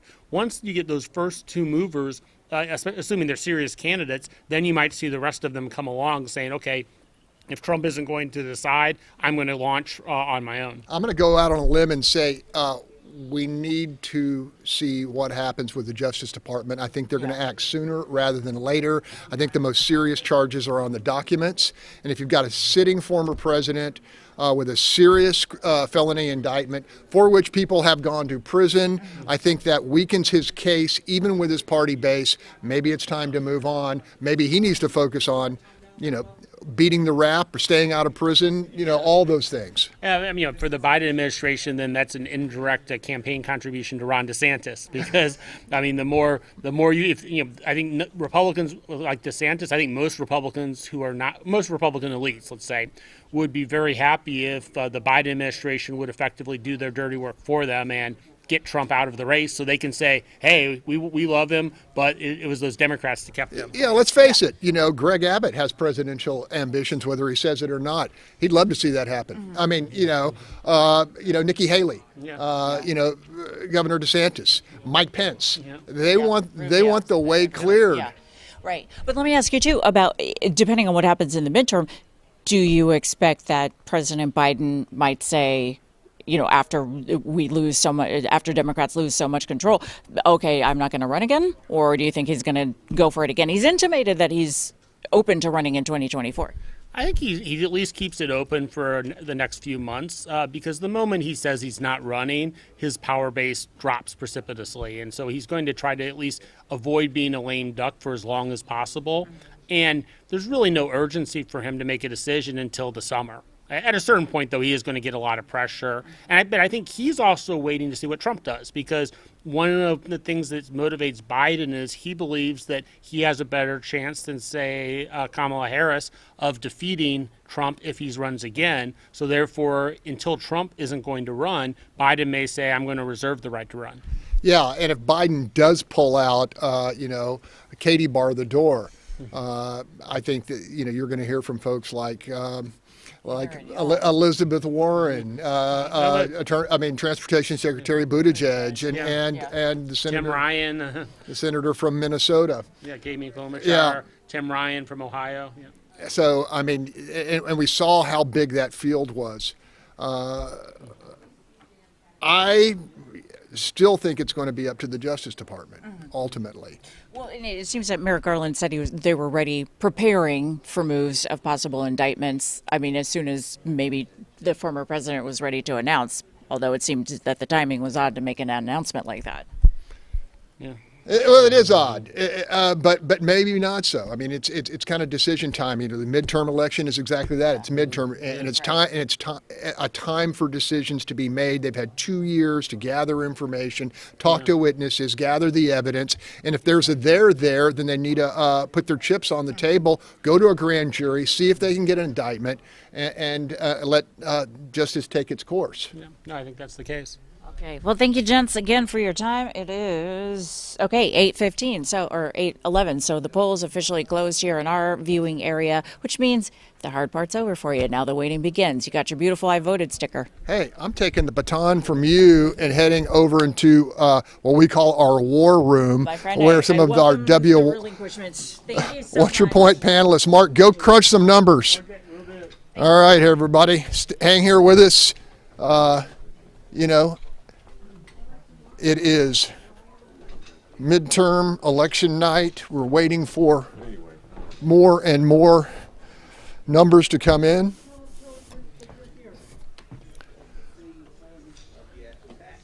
Hey, everybody. As soon as the camera comes, we're going to be talking. Can we move to one side or something? I'll just move to you guys. Twan is coming, I think. Hang with us, audience.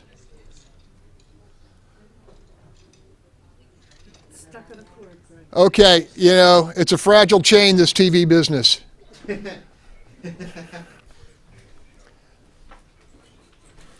Bill King. Hey, everybody. If you are a regular viewer of Watch Your Point, Tomorrow Bell is in the house. Tomorrow Bell is in the house.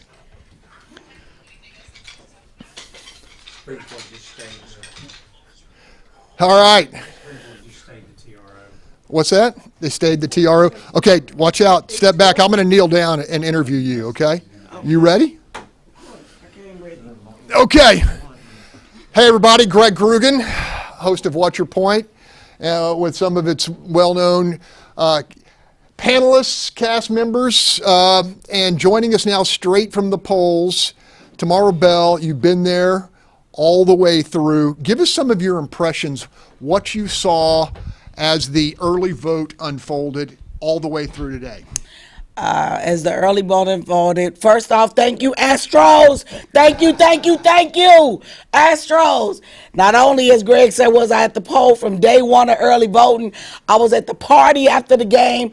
On Saturday, I was at the parade. I walked from 3rd Ward downtown. Then I went and had election all day, so I'm tired as hell. But I was not going to disappoint my people here. What's your point? From the beginning, from day one to the 10th day, at the Metropolitan Multipurpose Center, which is the largest voting poll in Harris County, it was red. It was red. Thursday, it started blending a little. Friday, it flipped. Friday. Friday, it was younger people and more Democrats. Today, hell, I ain't lying, y'all. It's a toss-up. Because today at West Gray, 50 out of 50 machines, only 10 were working. There was over 200 people in line at 6:45. That was over 2 hours. It was only 10 machines. Hundreds of people were turned away and went away. So when the elections administrator showed up while I was voting, because I didn't vote until today, I let his ass have it. Because how you gonna sit up here and switch machines and then not test them before election day and then run out of paper at over 17 locations when only the paper ballot is what shows you really voted? So yes, I'm tired, but I'm still fired up. All right, Chris Tritico. I wish you had something to say. Chris Tritico, you have the advantage of talking to people almost every day, and both Republicans and Democrats. Give me the sense of how Democrats, traditional Democrats, viewed the local races here and what was going down. What were their concerns and what were their motivations? So, in my view, the local Democrats or traditional Democrats, I guess is the better way to put it, are tired of politics. And I'm a traditional Democrat. I know I'm tired of politics, and I love politics. and I'm tired of the infighting. I'm tired of the way politics have gotten. I'm tired of it being a contact sport. And I think that you've seen people being driven away from wanting to participate in our politics because of that. And we're driving good people away from participation in our political cycle because of the contact sport that it's become. And so that's what we're seeing happen. And as we get more and more polarized, the people that would want to participate withdraw from the system and get out of it. And we end up with these two ends, polar ends, and all the people that would play in the middle are gone. And that's where everybody's withdrawing from. And Bill King talks about the third party that he's trying to create, which is such a wonderful idea that I've talked about for years as well, that if we had this middle ground again that people could get into and be in, a safe place that they could get into and participate in the system where they knew it was a safe place to be, then it would make our system better. And that's what we're looking for. You know, what I've witnessed here is a Democratic Party, like Democratic pioneers in this city, like John Whitmire, like Kim Ogg, like Sue Lovell, like Tomorrow Bell, like Chris Tritico, don't feel or feel as if they are not being represented, or the party's moving away from them, or they're losing control, losing touch with the party. I mean, is the division real? It's division is completely real. The people that like me that are pragmatic, that feel like that there's a place for us in the middle where I could reach across and say to a Jack Cagle, here's an idea that we could work on together. There is no place for me to work with a Republican on a good idea and say, let's do this together and get this through and work on it. Because look at what Jack Cagle tried to do. I'll come to Commissioner's Court and vote on this budget. And instead of doing that, they boycotted and didn't do it, because if Jack Cagle voted on that budget, he knew there's no way he could win re-election. So they boycotted, didn't show up. All right? And Jack Cagle's a good guy. I like him, but he knew he couldn't come and vote on a budget and work with the Democrats. And that's the problem. There is no middle, because Jack Cagle is a guy in the middle. He's a good guy. Okay, I'm going to turn to the middle. Sorry, Fox News did just call Abbott. Oh, So, yeah. well, they called Abbott about what? Oh, yes. 20 minutes before Mark Jones, or 20 minutes after Mark Jones did it. Bill, I know for you hearing that is both produces sadness, but also a need for something that you're working for. I mean, do you think that there are enough disaffected Republicans and Democrats to coalesce around a third movement? Well, when you look at the polling, the country's not polarized. The two political parties are polarized, but the American people are not. You take any issue that there is, and there is a consensus of about 60 to 75% of the people that support common sense, middle of the road solutions on abortion, on immigration, on taxation, on any issue you bring up. American National Election Survey have been showing this for the last 50 years. We're a centrist country. But these two political parties, all their incentives is to go to the far extremes. I think every election that we have like this, where you have people like me, independents, going into the poll and basically voting for the side that you dislike the least, as opposed to being excited about voting for somebody that might actually solve a problem. I think every time we have one of those elections, we get closer to the day that there's going to be another alternative on the ballot. Tony, you heard the conversation with Tomorrow and Chris, and you're a loyal Democrat. Does it worry you that people feel disaffected, and how do you bring those people back into the fold? I think the challenge here is, let's be real, this is a fight for power. So tonight, we could predict some of these races structurally. Why? Because both parties do it. When they can, they try and cement their power in some way, shape, or form. If we can predict the ballot, because there's a certain way it's going to go, and it's pretty obvious. If that's the same result, we're in the same boat. So until leaders win and they see a path where they can do that, is that the best way to govern? No, of course not. And I think the real test is, when young people watch, do they emulate us, or do we turn their stomachs? Do they want to be like us, or they say, like, that's nothing I want to be like? That's the tragedy of it all. All right, I'm going to turn back to today's election, and there's been a lot of talk about a critical component of the electorate here in Harris County, and that is African American voters. We saw a record turnout in 2020 that was driven by justified anger over George Floyd, concern that Donald Trump was not a president that had African Americans' best interests at heart. What did you see today over the last 2 weeks and over the last few months, Tomorrow?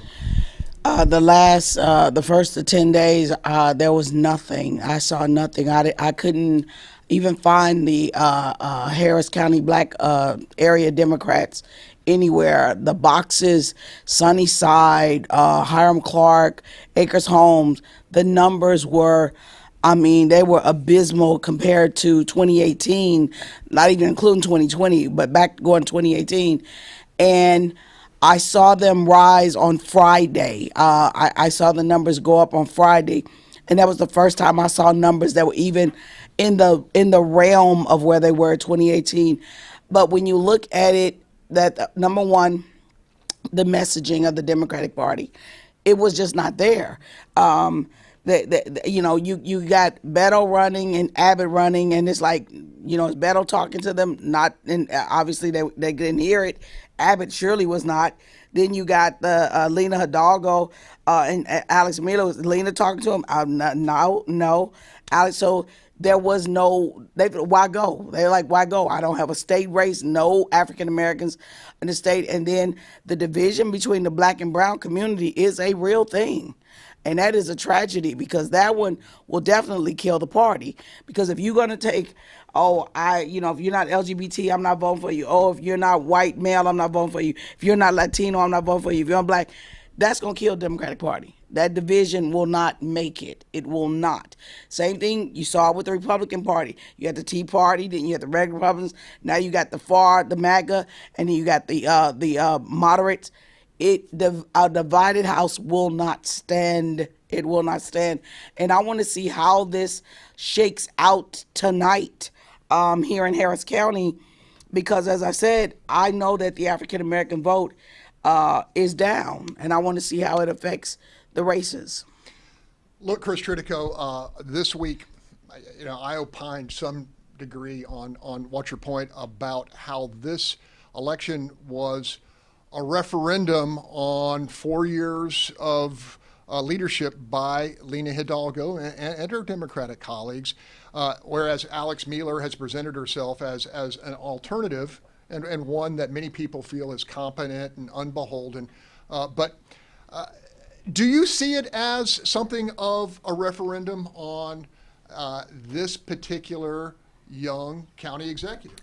Yes, and I think that Lena, she's young, and we were talking, and you said, I think, I can't quote exactly, but you said, I wish I hadn't made any mistakes when I was in my 20s. And so she's young, and she has made some mistakes.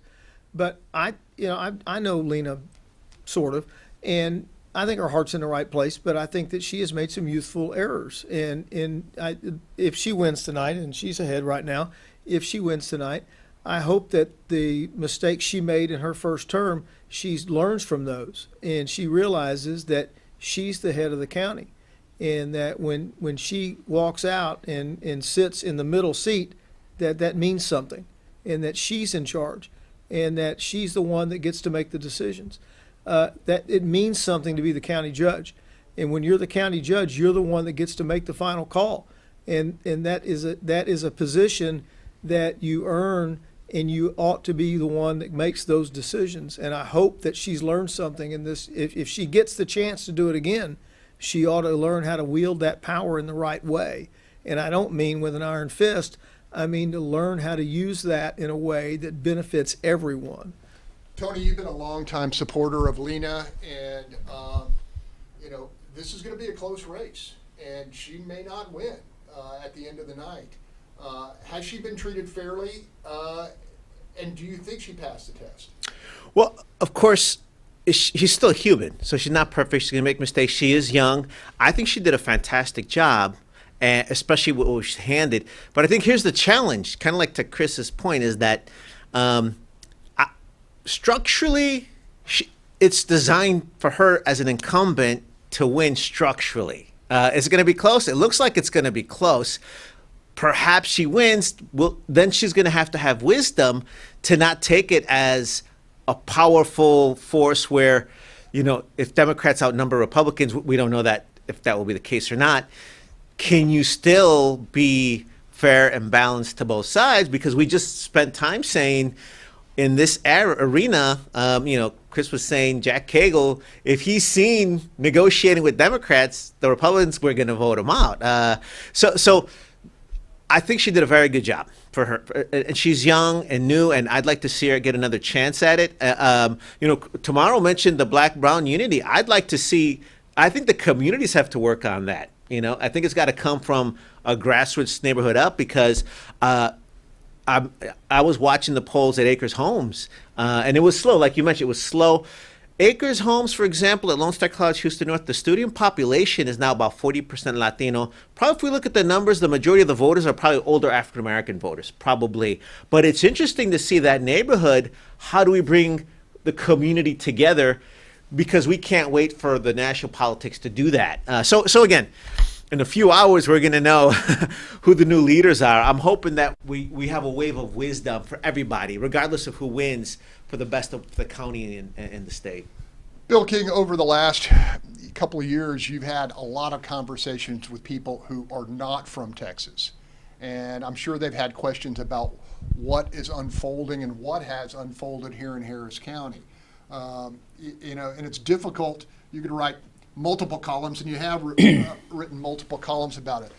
But, when this gets down to brass tacks, what's this election about? Well, unfortunately, what it's about are a bunch of things that don't really matter to Harris County that much.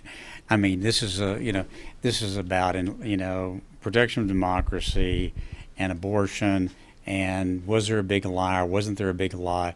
I mean, how many times did you actually hear anybody talking about flooding in this election, which is a huge issue for us? How many times did you talk about somebody talking about building the Ike Dike to protect us? How many times did you hear people talking about how bad a shape our infrastructure is in? How many times do you hear people talk about the fact that Harris County lost population last year for the first time since the 1980s? I mean, Harris County is facing some real issues over the next couple of decades, and instead of dealing with those, sitting down as a community and working out how are we going to address those issues, we're distracted by all this partisan warfare that at the end of the day is going to accomplish absolutely nothing. I am a professional Monday, and in this case Sunday morning quarterback, and I go back to 3 years ago when we first saw the crime wave start escalating, and I wonder what would have happened when Kim Ogg came in and said, "Hey, we're overwhelmed. I need 100 more prosecutors." And the sheriff's office came in and says, "Hey, our jail is overcrowded and dangerous. We need to raise the salaries, and I need 200 more detention officers." And the constables come in and say, "Hey, we can get a handle on this right now if you can share some of the money, and we can get more boots on the ground." I've got to believe, as big an issue as public safety has become in this county, that we wouldn't be talking about a race that's close tonight. You agree with that? Right, I really do. I think that there's going to be a whole lot of people, at home quarterbacking on what I should have done or shouldn't have done. But when you look at where we are and how we got where we are, it is very difficult for Democratic leadership to look at themselves and say, "I didn't have nothing to do with this." Because in the big scheme of things, yes, you did. And you should have stopped this before you saw us going off the cliff that we ended up going off of. Now, we hear about federal money that was spent by other municipalities, other jurisdictions across the country, and they invested some of it in trying to bolster law enforcement in order to try to preempt some of the things that our community has experienced. Chris, we're looking at this race today as kind of a watershed election. If Leslie Briones prevails in Precinct 4, Lena Hidalgo wins the county judge race and a second term, and Adrian Garcia stays in Precinct 2, there are those who say Republicans will never have a chance again. Well, and it's going to be a long time because the county was moving Democratic anyway, and they had already gerrymandered those races to be Democratic. They had gerrymandered Cagle out. Cagle knew he was going to lose, and so I'm not surprised that it's looking like he's going to lose because of the way they wrote the lines, and so this race is not turning out any way that I'm surprised about. I want to address what you were talking about. Are you seeing numbers that we haven't seen? I was looking at some of them, but He's down by, yeah. He's down by a little, but the race between him and Michael Moore, between Ramsey and Michael Moore, was just like this, and Ramsey pulled it out. Right. Yeah. It's Ramsey's territory. But you were talking about the budget issues, Kim asking for prosecutors, but it goes back 10 years when the county tried to build a new jail and the voters voted the bond out, and we weren't able to build a new jail, and we've never been able to pass that bond. And that started this, and we've never been able to get that bond back on the ballot to get a new jail built. And we've been pigeonholing people in the jail that's been overcrowded for over 10 years. And that's been building and building and building. Our jail's been out of compliance for over a decade.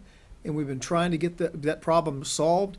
And that's been building this up all this time. And then Kim asked for the prosecutors, they turned down, and all the issues you've been talking about. All right, Tony. Can I add something Yeah, to sure. to the whole discussion of crime? Now that the election's over, it's not about campaigning. But what's fascinated me is that the Republicans did a very good job of making that how the crime scene evolved. So if you heard commercials, etc., what Democrats didn't really seem to be pushing is the fact that the crime wave also is linked to COVID-19 shutdowns, jobs going away, people getting evicted.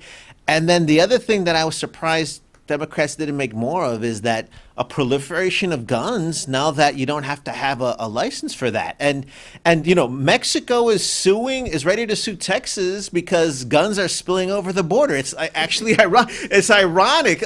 So to me, I think it's way more complicated. But to the earlier point, if we're really going to get down to it, it's not a soundbite. It's going to take us a long time to get to it. Hopefully the next batch of leaders will dig into it deeply.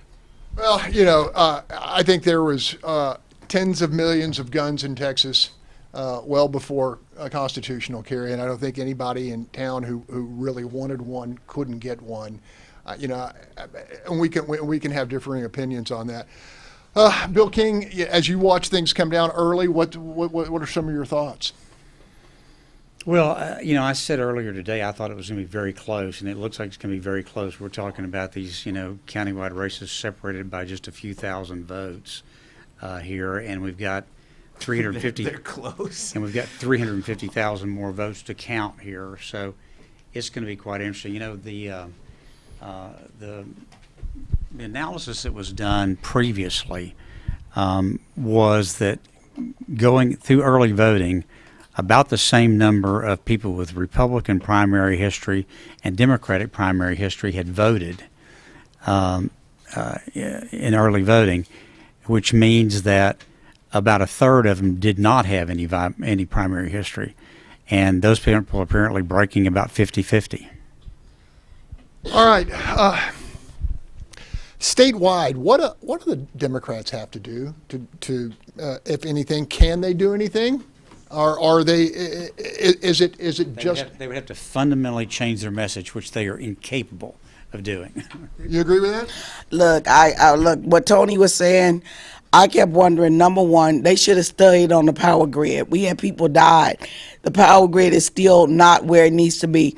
They should have talked about that.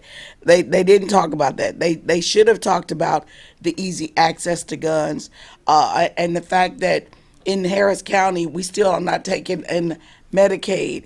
I mean, they should have talked about things that people, especially as the inflation continues to rise and people lost their jobs, so now not having health care is a major factor. They should have talked about the people being evicted. They didn't talk about any of that. Their messaging sucked. It sucked. It sucked. I mean it. Because you weren't hitting people where they were, where it matters. When you have to go to the store and put back food, not because you don't want it, because you're like, I'm not paying $4 for some eggs. We just won't have eggs this week. They should have went in on those, and they did not.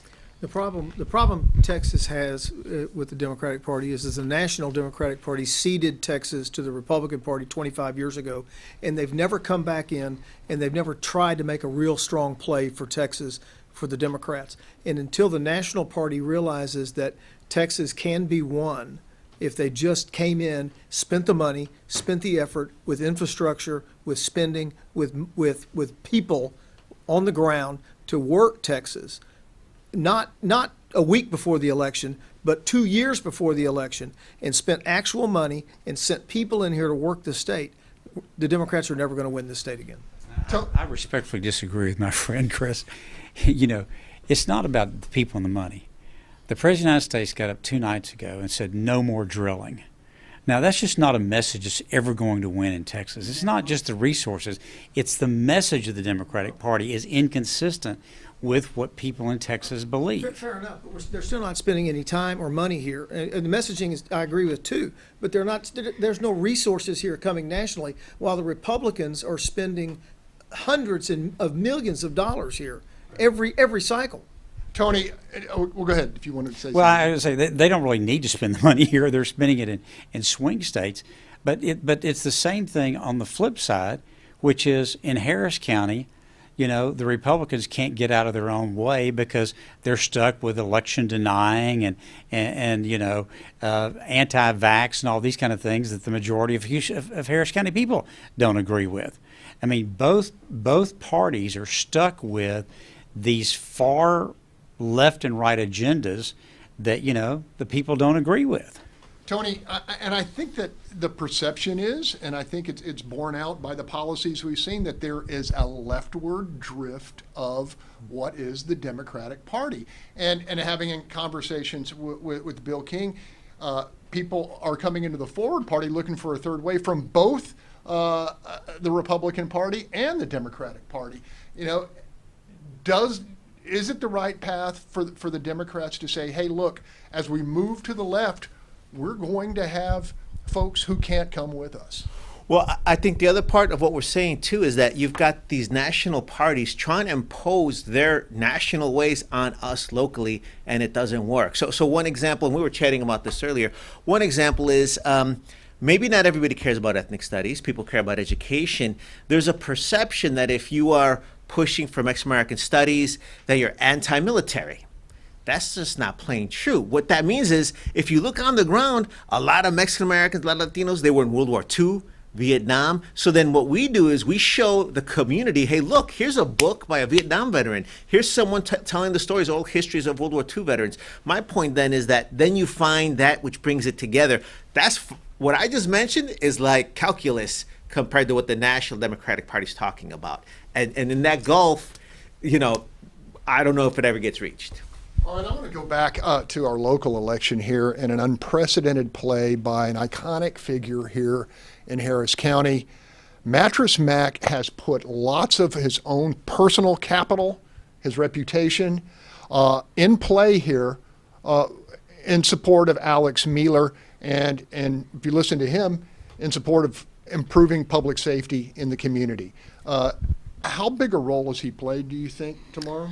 I think that he's played a really big role. I had a heated discussion with somebody who had the nerve to question his right as a citizen to support whom he chooses for his ability to vote and support a candidate of his choice. I'm sure that person is still in a fetal position in the corner crying because I made damn sure I told them, you don't mess with Mac in Texas, as he told them you don't mess with Mac in Philly. You don't mess with him anywhere. The generosity of his reputation and what he has meant to this community when nobody stood up, nobody helped people. And I'm not talking about people who could buy furniture, people who probably couldn't even walk in his store, whose lives he helped save during some of the darkest times in Houston. He has a right to decide who he wants to support and why he supports them. He can do that. He is intelligent enough and he is successful enough. And Haley just broke records with the 75 million. I wish Haley would support me like that. So that's a very good thing. Hey, real quick, speaking to the control room, I do not have IFB, so I can't hear Tom Ziska if he's trying to talk to me from the Rio Grande Valley. So if anybody can help, I can hear you now. Okay, barely. Just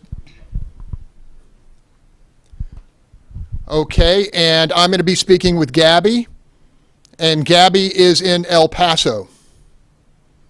Okay, and you're going to let me know when that happens.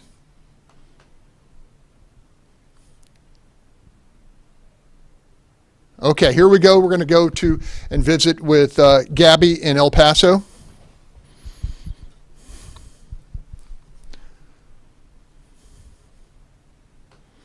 Hey, Gabby, how's it going in El Paso?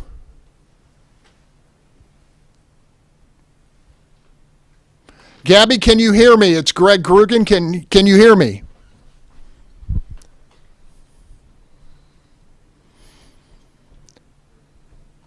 Okay. Hello, sorry for the... right here behind me, you can see it's really just getting started. Beto O'Rourke has not arrived yet, but there are a lot of people inside of this venue and outside that are waiting on his arrival. They're watching these election results very closely. Go ahead and take a look around. I can tell you so much media from all over the nation here in this establishment just waiting for these election results to come down. We spoke to people out here, and they're saying that, even though Texas is notoriously a red state, they really are holding out hope that Beto O'Rourke might be able to pull it off. Now, again, Beto O'Rourke was at a polling location here in El Paso, and then he was supposed to head here right after. We do know that he's running a bit behind. You can see his team here. They have a DJ, some music here for the people waiting. We see so many people out here with Beto signs. All of these people really, hoping that he might be able to pull it off this time. We can tell you outside of here, which we'll show you a little bit later in our newscast, of course, on Fox 26 and right here, there's food trucks, there's tables outside, and even more people, maybe about 100, 200 people here so far, but we are expecting these numbers to grow. Beto O'Rourke set to come address the crowd, and again, everybody on the edge of their seats waiting to see what happens here in this governor's race, if Beto O'Rourke will be able to defeat incumbent Governor Greg Abbott. Right now, it's just a matter of wait and see. So, of course, we'll be out here. We'll be here when O'Rourke arrives, and we'll keep you posted again right here and on Fox 26. For now, I'm live in El Paso. Gabby Hart. Greg, back to you. Gabby Hart, thank you for your good reporting. We know you'll get back to us later when the candidate comes out. Beto O'Rourke, a charismatic figure. I'm going to play a couple of songs. And yet he's had some difficulty getting elected. Made that great run in 2018 against Ted Cruz, his bid to get the Democratic nomination, and now this. I know you're still hopeful, but what do you think the future holds for Beto O'Rourke? Well, and it's so interesting, too, because even among Democrats, we argue whether or not he should have run for president or not. And that's going to be a question that lingers. But I think the energy that he brings to the table, of course, still hopeful. The votes have not been completely counted now.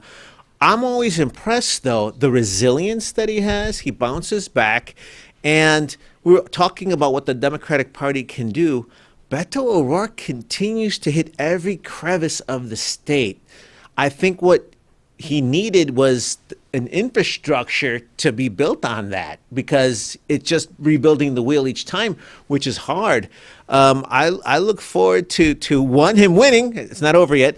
And regardless of his position, to be a part of the Democratic Party that says, listen to me, and let's talk about what each community can bring to the table. Him visiting each county. There's always talk about youth being involved or not. I see him bring out young people to campuses in droves, and that's exciting. Look, the early vote, frankly, Gen Z in the early vote shows young people have not turned out, at least in the early vote, as Democrats, as Beto had hoped. What do you think is driving that? Are they just distracted? Well, what's interesting is that I think what I learned in college is you wait to the last minute, and I still have that practice. Myself, I voted the last day of early voting. And I think the other thing, too, is that we don't have voting online. If the people in power really wanted Gen Z to come out, you could vote online, and then every candidate would have to have a website with their credentials and then a video of them. That ain't going to happen in the next couple of election cycles. So part of me says the system's created to keep, as I say in my book, rulers create rules to maintain their rule. So the folks that run it are creating the system easiest for them, and the younger folks are looking at us saying, one, doesn't make sense, I can't do it online. Two, they're all bickering with each other. And three, 200 names on a ballot? I mean, and we're just going by a letter, really? I mean, who's wrong, us or them? Look, Mark Jones tells us that Beto needed to win 63, 64% of the Latino vote in order to, build that successful formula of winning statewide here in Texas. That's probably getting undercut heavily by a kind of surging, maybe not winning vote, but it's surging Republican vote in the Rio Grande Valley. And that all has to do with the pressure that those communities are under due to the immigration that's coming across in record numbers. We're going to absorb a population the size of Houston in Texas this year. Given all of that, how do you react to what is going on in South Texas, and do you think that those people are just reacting out of fear? Well, let me put it this way. Again, any gains Republicans make, they're making up what they lost. And I'm going to say all this now that the election's over. Okay, now that we've closed it, Republicans are actually investing more in the Latino vote than they have in the past, including candidates. That's smart. The other thing I would add too is that we need to keep it in perspective, because any gains Republicans are making, the Bush family, they were the kingpins for the Republicans of the Latino vote, because they were in the 40s and beyond. So Republicans are trying to get back to that, which I think Trump hurt some of that.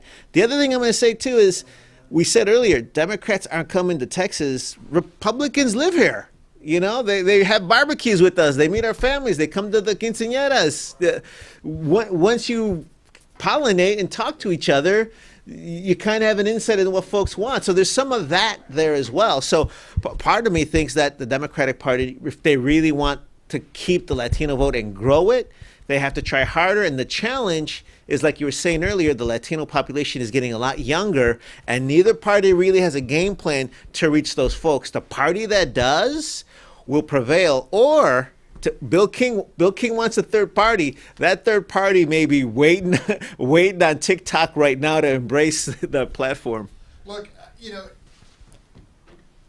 the perception is in Texas that the Democratic Party is mainly an urban party, the major population centers, and that rural Texas is so red that it would be difficult to reverse the course there. How do you spread Democratic Party ideals into the hinterland, so to speak, into small town Texas? Well, let's also put in perspective. Texas is big.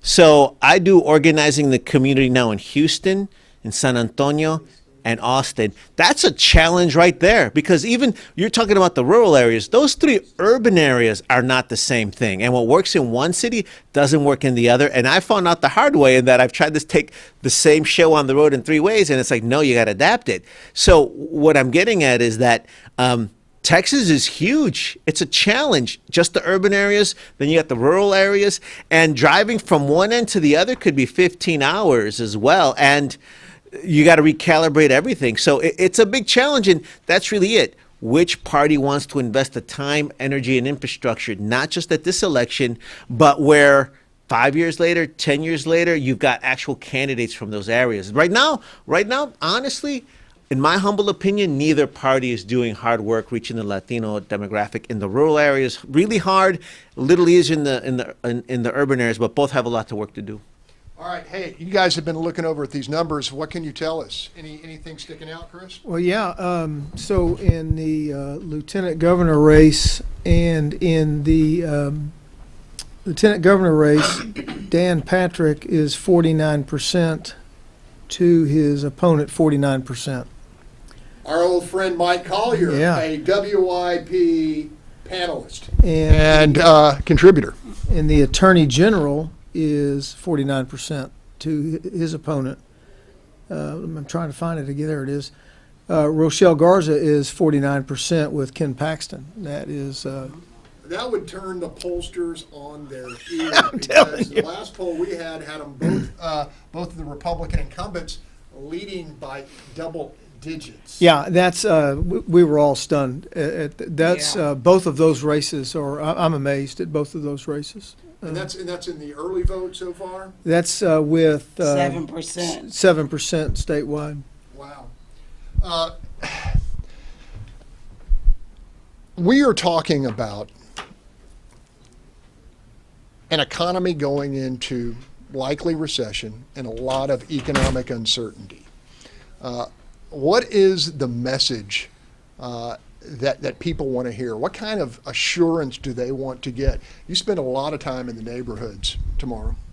Well, the one thing that they need is stability, which I don't think anybody in the planet is understanding that the world is still in PTSD. COVID put people in PTSD. You've never been a grown person told you can't go to the mall, you can't go to the movie, you got to shop at this certain time, then you got to go back in your house. You can't, be near your mama, your relative if they don't live in your house. That was for 2 years. We went through that. And then trying to come out of it, now you got the supply chain. Things you could just go walk in the store and get, you can't get, or hell, you can't even afford. Now we saying we finna go into a recession. I mean, it's like, it's like one of those, what do you call them, you're on that wheel and it's just turning and you're just trying to keep the ball spinning. And people are tired. They need reassurance. They need some, and there is nobody, not Biden, not Trump, not Santa, us, nobody is giving people in this country assurance. Then you got Russia over here doing the fool with the Ukraine. You got to deal with that. Then don't nobody want to be the prime minister of London. So, it's like, what the hell is happening to the world? It's stability. It's not that hard. Stability. That's what people want. And you're not getting it. You're not getting it. Tony was right when he talked about the young people. They're like, I don't want to be a part of that. Why join that? And there's nothing that we're doing that is bringing them on. We should all know, number one, all of us are parents. They have the attention span of a damn gnat, okay? A gnat. I knew when the Supreme Court out Roe versus Wade in May, it wasn't going to mean a damn thing in November. That was not going to get them out there because it just wasn't. It has to be immediate. People say, why did the mayor have the parade so quick? Because if he had it next week, everybody, they won a week ago, I ain't going. That's why he had it Monday. Because people, it is about giving people some kind of assurance that it's going to be all right. And there is nobody doing that. Nobody.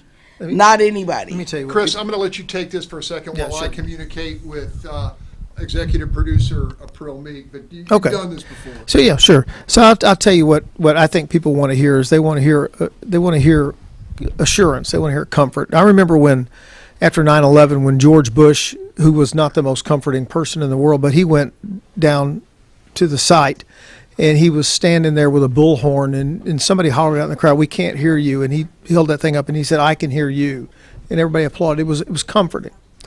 And Bill Clinton.